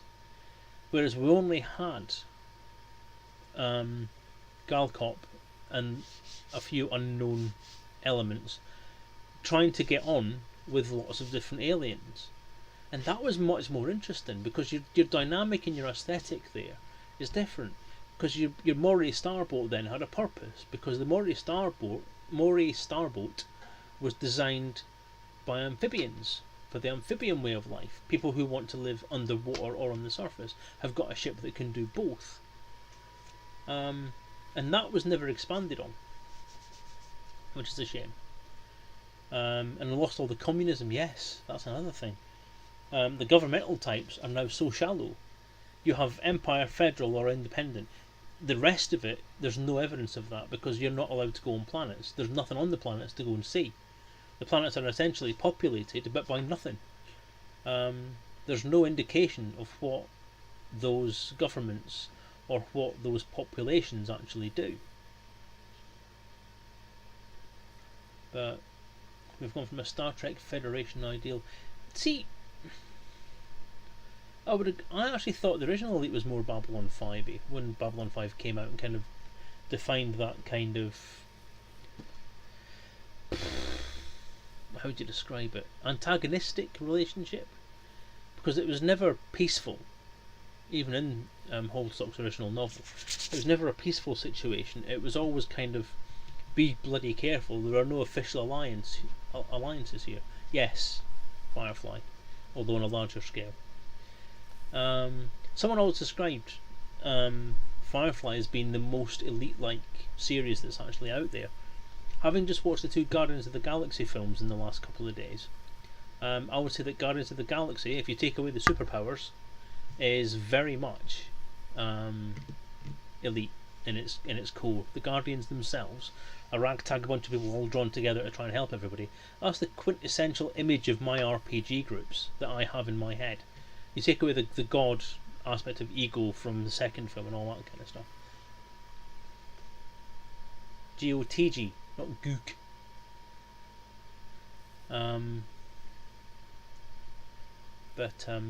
Yeah, so I don't agree with the way that Frontier's gone with it, but then it's not my franchise, it's not my IP, it's nothing I can do about it, there's no point in crying about it. Mr. Braben and his team want to take it in a certain direction, and they obviously have a narrative planned. Where that narrative goes, I don't know.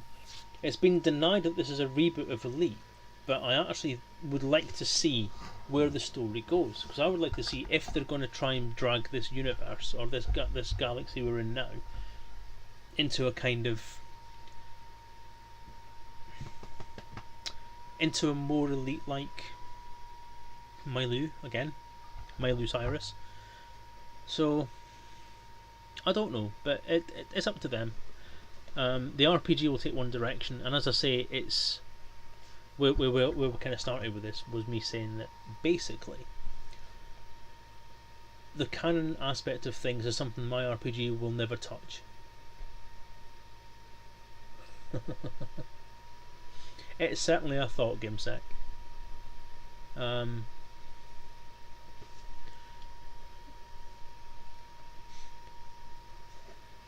Yeah, so anything that gets put out because of the RPG from now on is something that, fuck's sake, what the hell?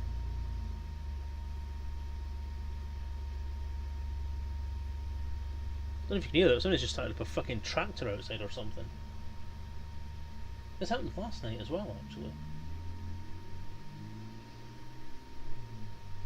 Some dickhead living in the street who's got a friend who's got the loudest fucking bean can exhaust I've heard in years.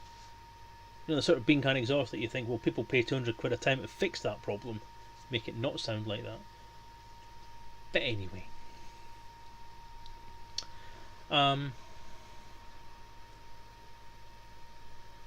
Yeah, but I would love the RPG to take its own direction for characterization and all that kind of stuff. See, there you go. See, that's what I mean. I really should shut my window, actually, thinking about it. But yeah, so I don't know what's going to happen with the potential online free non-canon options for supporting the RPG going forward. I would love to be able to do stuff like that. I'd love to be able to make sure that there's something that goes onto the site that can keep the RPG itself evolving. Although the book itself could never change. There's nothing stopping, like, because what worries me is, what if there's like a glaring mistake or a glaring omission in the actual book?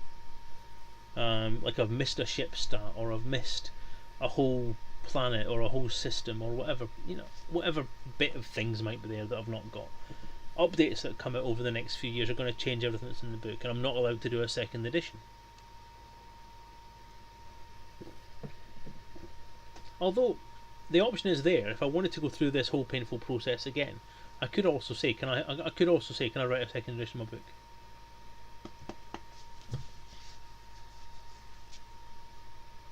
So yeah, I don't know where it's going to go from here, but I just want to get the book out.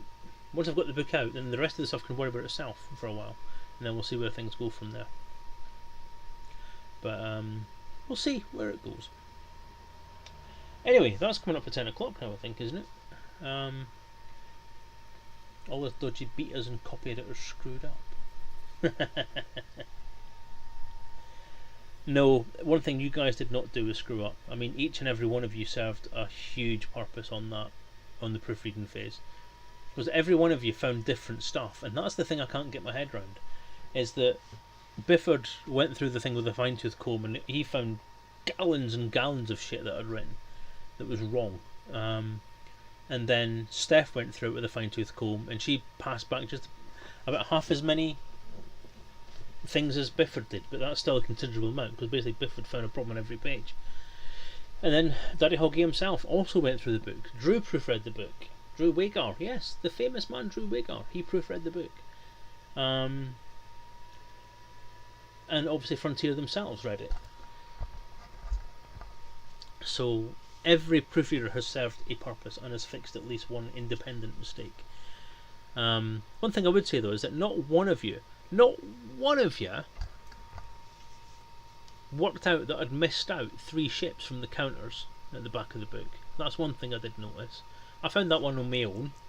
The biggest glaring mistake of the whole fucking book. But yeah, I enjoyed physics and oh god, don't get me started. Yeah, when you write a book about space and you forget to put in how physics works, that's probably something that you shouldn't own up to particularly much. But it's fine. The thing is, there's a lot of stuff that could have gone into the book. The Hammers and Truckers are all meeting up on the 18th of November, and I can't make it because I have no money, and I won't have any money until the 23rd of November. Boo. Boo.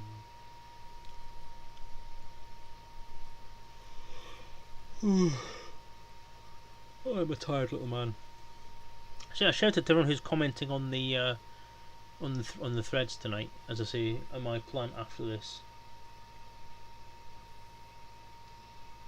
Oh, here we go again. Had to leave an Easter egg to find. No biggie if you leave out the pie in the sky. Didn't proofread what characters were in there. Was it the skeet? No! Man, I'm getting emailed from hell. Stop notifying me of shit.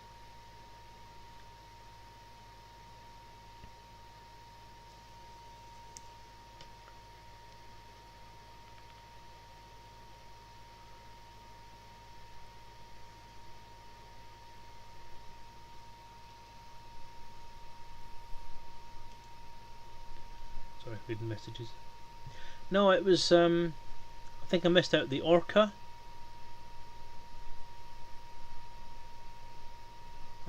And a couple of other ships from that rough area of it. Yeah, it was Elite Dangerous ships, because I'm not allowed to have anything non-Elite Dangerous.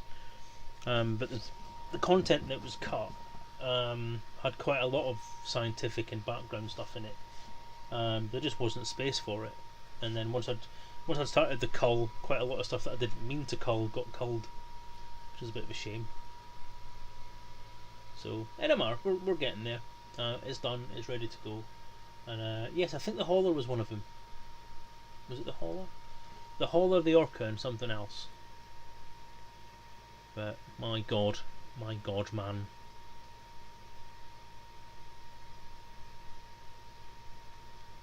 Oh, AA Wood is in my area. Yeah. Interesting.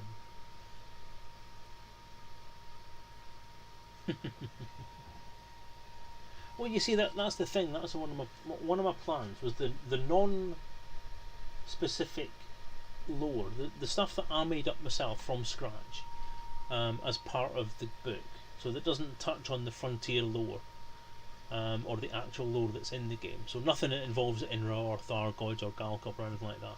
Anything that I made up myself, which is a fair amount, potentially I could have put into a document and released. But as I say, I'm not entirely sure what the situation will be on that, whether I'm allowed to or not. If I am, I might do it. It will depend on how much time I have over the next little while, because obviously focusing on getting the book out there and then focusing on trying to sell the damn thing and getting it out into the market is going to be my focus over the next 12 months. So that's right, yeah. It was a really, really small pissy ship. That's an interesting question. I'm not sure there is a dead straightforward answer to that, Garcini. Kind of released errata.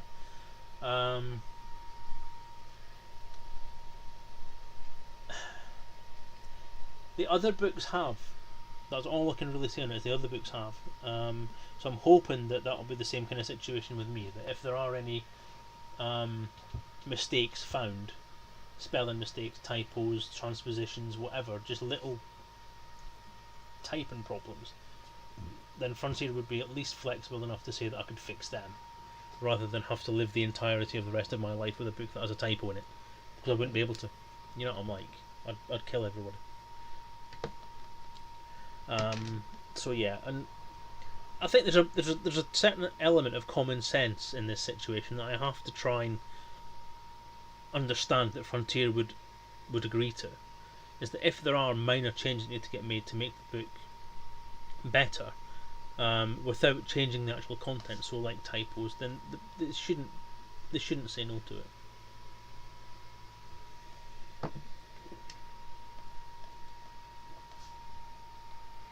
Revisionist nerd. Oh god, I'm hopeless.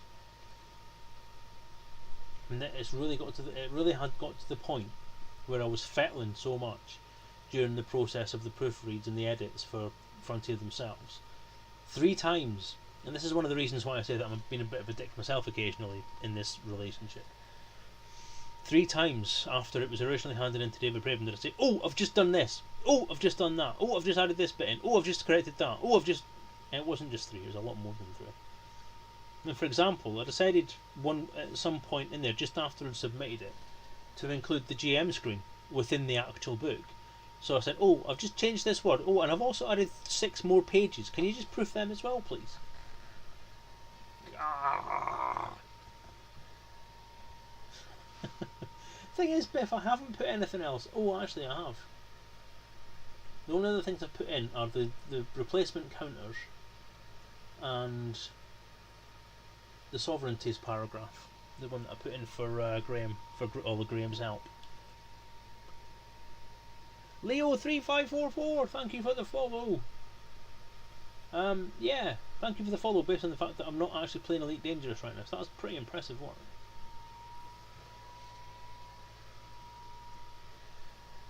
Yeah, Bifford kind of danced around the edge of that editing side of it as well. He was doing some edit stuff as well. I did have someone lined up to do the edits, but that person ended up kind of letting me down in a big way in other areas, and then I didn't want to use him as an editor anymore for obvious reasons. Those of you who are aware of my history and this project history will be very aware of who I'm talking about. But yes. So I'm going to wrap this up now because I've talked more than I normally talk on a stream. It's now gone 10 o'clock. Very aware that people are going to be trying to go to bed and stuff soon, and I've got a lot of work still to do because I still have the rest of these PDFs to do, and I want to get that done tonight. So I'm going to start drawing it to a close. But what I will say is there are some things still to get done as far as marketing and publicity are concerned. So I am hoping that the community is going to provide a few opportunities for that. I'm going to try tapping some people for not favours as such, but for all that kind of stuff. Colin has already said that he's going to add me to the list of Lave Radio things to think about, so I'm hoping that they're going to get me on and have a bit of a chat, which would be lovely.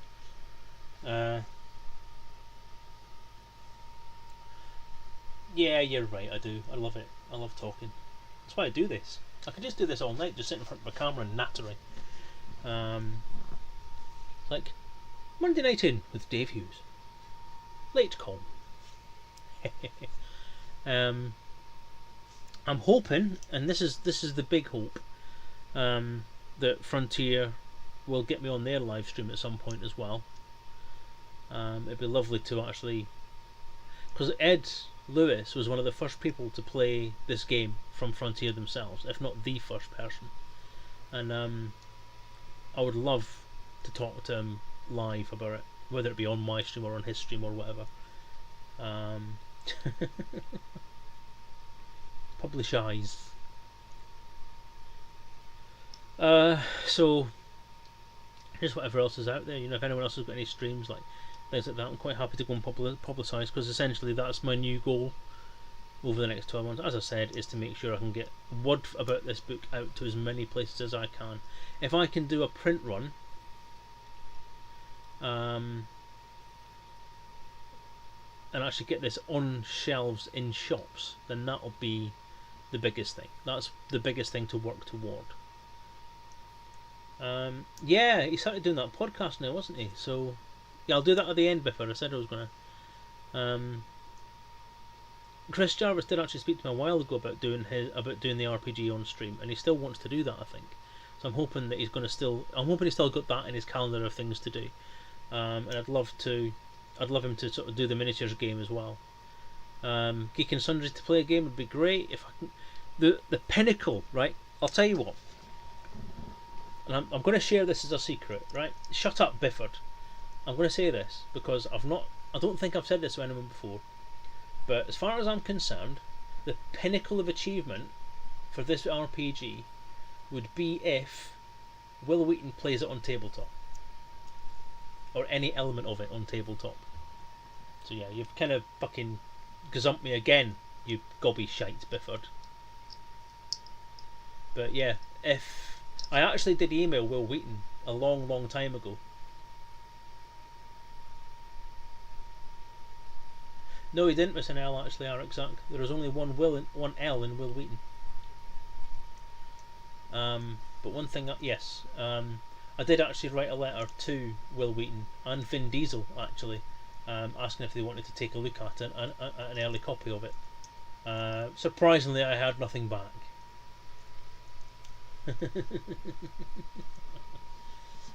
What I'm thinking about doing, I must admit, I am thinking about doing this. If I do get a print run done, I will send one to Will Wheaton.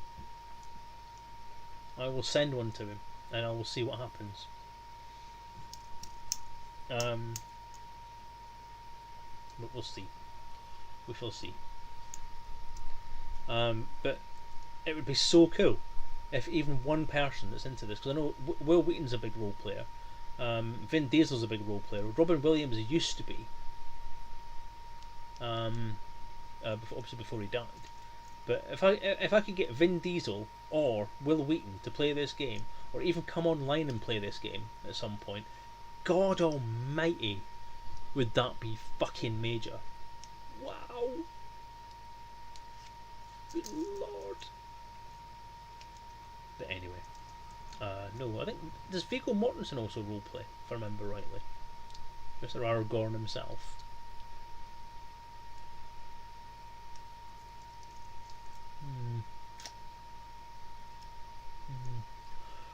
But yes, I would. That's obviously the celebrity endorsements or celebrity players of this game would be just ridiculously over the top. I have no illusions as to whether that's going to happen or not. I'm just a schmuck from Derby, or a schmuck from Kirkcaldy living in Derby, who spent far too long writing it to be actually out in time. So we'll see. We shall see. Anyway, I'm going to call it a night now. I'm going to head off into the black and do whatever it is I need to do to get these PDFs finished. I actually might listen to the video myself now, because I hear it's quite loud. But I will play it once more as a nightcap before I head off this evening. So yeah, if you have any questions, by the way, or any comments or anything like that, then please stick them wherever you feel like it. Whether that be on Facebook, whether it be Twitter, whether it be on Twitch, whether it be on YouTube, because this will probably end up on YouTube as well, and just wherever else. You know, anywhere you can see my name lying around, just oops, help. Feel free to just click on a button and send me a message. Nathan Fillion, that's who I was trying to think of, not Viggo Mortensen. Nathan Fillion, because he's one of the biggest geeks around. He just jumps into RPGs. Dark Shadow 6117, thank you for the follow.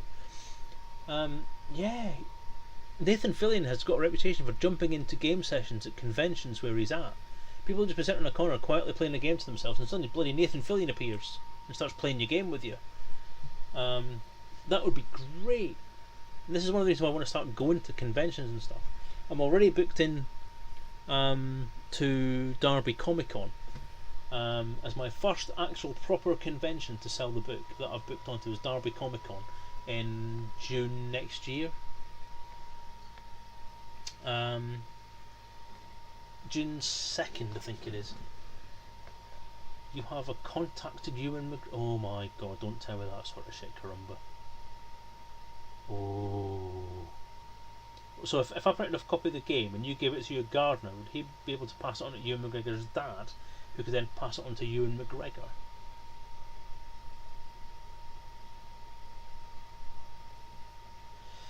Bifford, I'll bite my own nads off to play a game with Nathan Fillion. The thing is, it's not an unrealistic thing to say, because weirder things have happened, and that's the thing that makes me think about these things. The RPG scene is quite a big scene, and there's quite a lot of stuff goes on, and there's quite a lot of people are into them, and there are celebrities that play them, there are famous people that play them. Look at Kate Russell. Okay, she's not on a level of Nathan Fillion, but she's a celebrity. You know, she's a TV personality, and we know her. You know, most of us know her quite well. Anyway, so yeah, June next year I'm going to be doing Derby Comic Con, which is at the Roundhouse in Derby, which is near the city centre, near the railway station. It's brilliant for trains, so if you want to get the trains to the Comic Con, it's fine. I'm also going to start looking at other either gaming conventions or RPG groups, or just things around the East and West Midlands particularly that I could attend that would raise the awareness, and then seeing what we've both played with Kate Russell. That's maybe the wrong way to put that, Biff. And then just see where it goes from there. And it all depends on if the RPG becomes self-funding. It's almost like if we get enough come in to fund, because this is one thing we've been talking about, me and the wife, over a while, is that this was supposed to become a kind of business venture. And in order to publicise the book, we have to make money from the book to warrant, to justify marketing it. We've pumped so much of our own money into this over the last few years that it's ridiculous. I mean, that's one of the reasons why I can't go to the Truckers thing, because in order to try and publicise the book on the last run up to it's being approved, I've gone to various different places. I've obviously gone to Fantasticon and Frontier Expo. The plan for the Frontier Expo, the only reason I really wanted to go initially was because I wanted to sell the book. That was why I wanted to go. I wanted to sell the book. But then, no. It didn't happen. And so that was essentially 400 quid that was spent before I knew what was happening, because I had to speculatively book everything before we knew what was happening. And obviously that investment hasn't come out. And this is the sort of stuff that happens. Fantasticon, although I do love Fantasticon as an independent thing, there is the element of it that I do want to go to Fantasticon as a vendor to sell my book.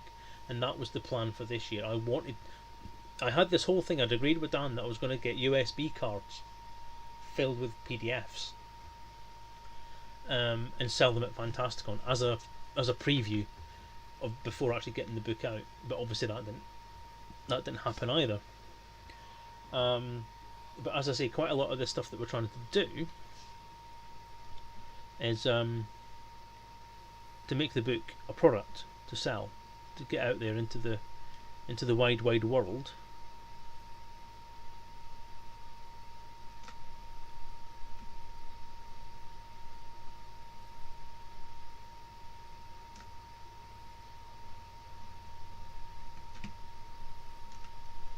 Hang on a sec. Just breaking a window. There we go, done.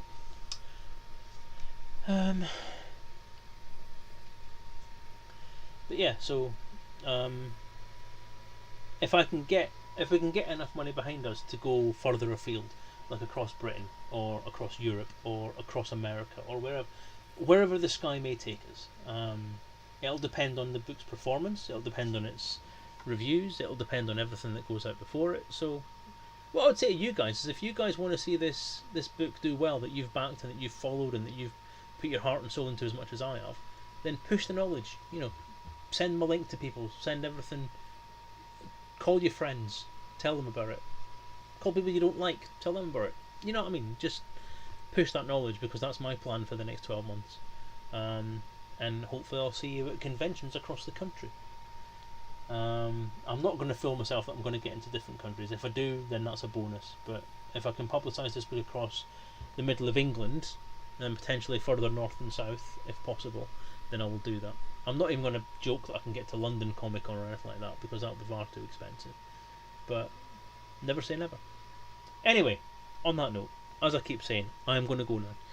I think I've waited on for 20 minutes extra after I said I was going. So I'm going to draw it to a close, and I'm going to put that video on for the last time this evening. You'll find the video will be on YouTube by the end of tonight. The stream should be on YouTube by the end of tonight as well. I'm hoping to get it on there before midnight, so we'll see. But anyway, thank you people for watching. I hope you've enjoyed it. Thank you for indulging me on this wittering on about Elite Encounters for the last night. And we'll see. Don't keep asking me stuff when I'm trying to say bye. It's a good... Talk about that next week, Bifford. Remind me about that next week, and we'll talk about that next week. Because there had been conversations along those lines already about different things. So, yes. Take care, everyone. Fly safe. And thank you for indulging me on this long, 2-hour-long conversation about Elite Encounters. Good night. All the best.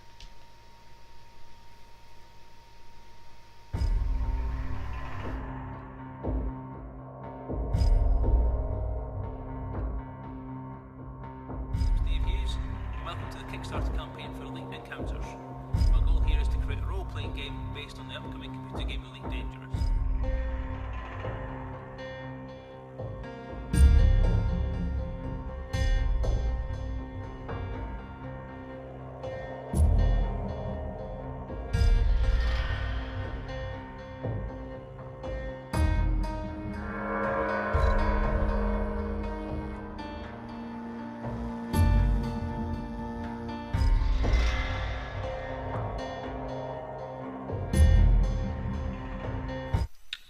Has been a bit of a block.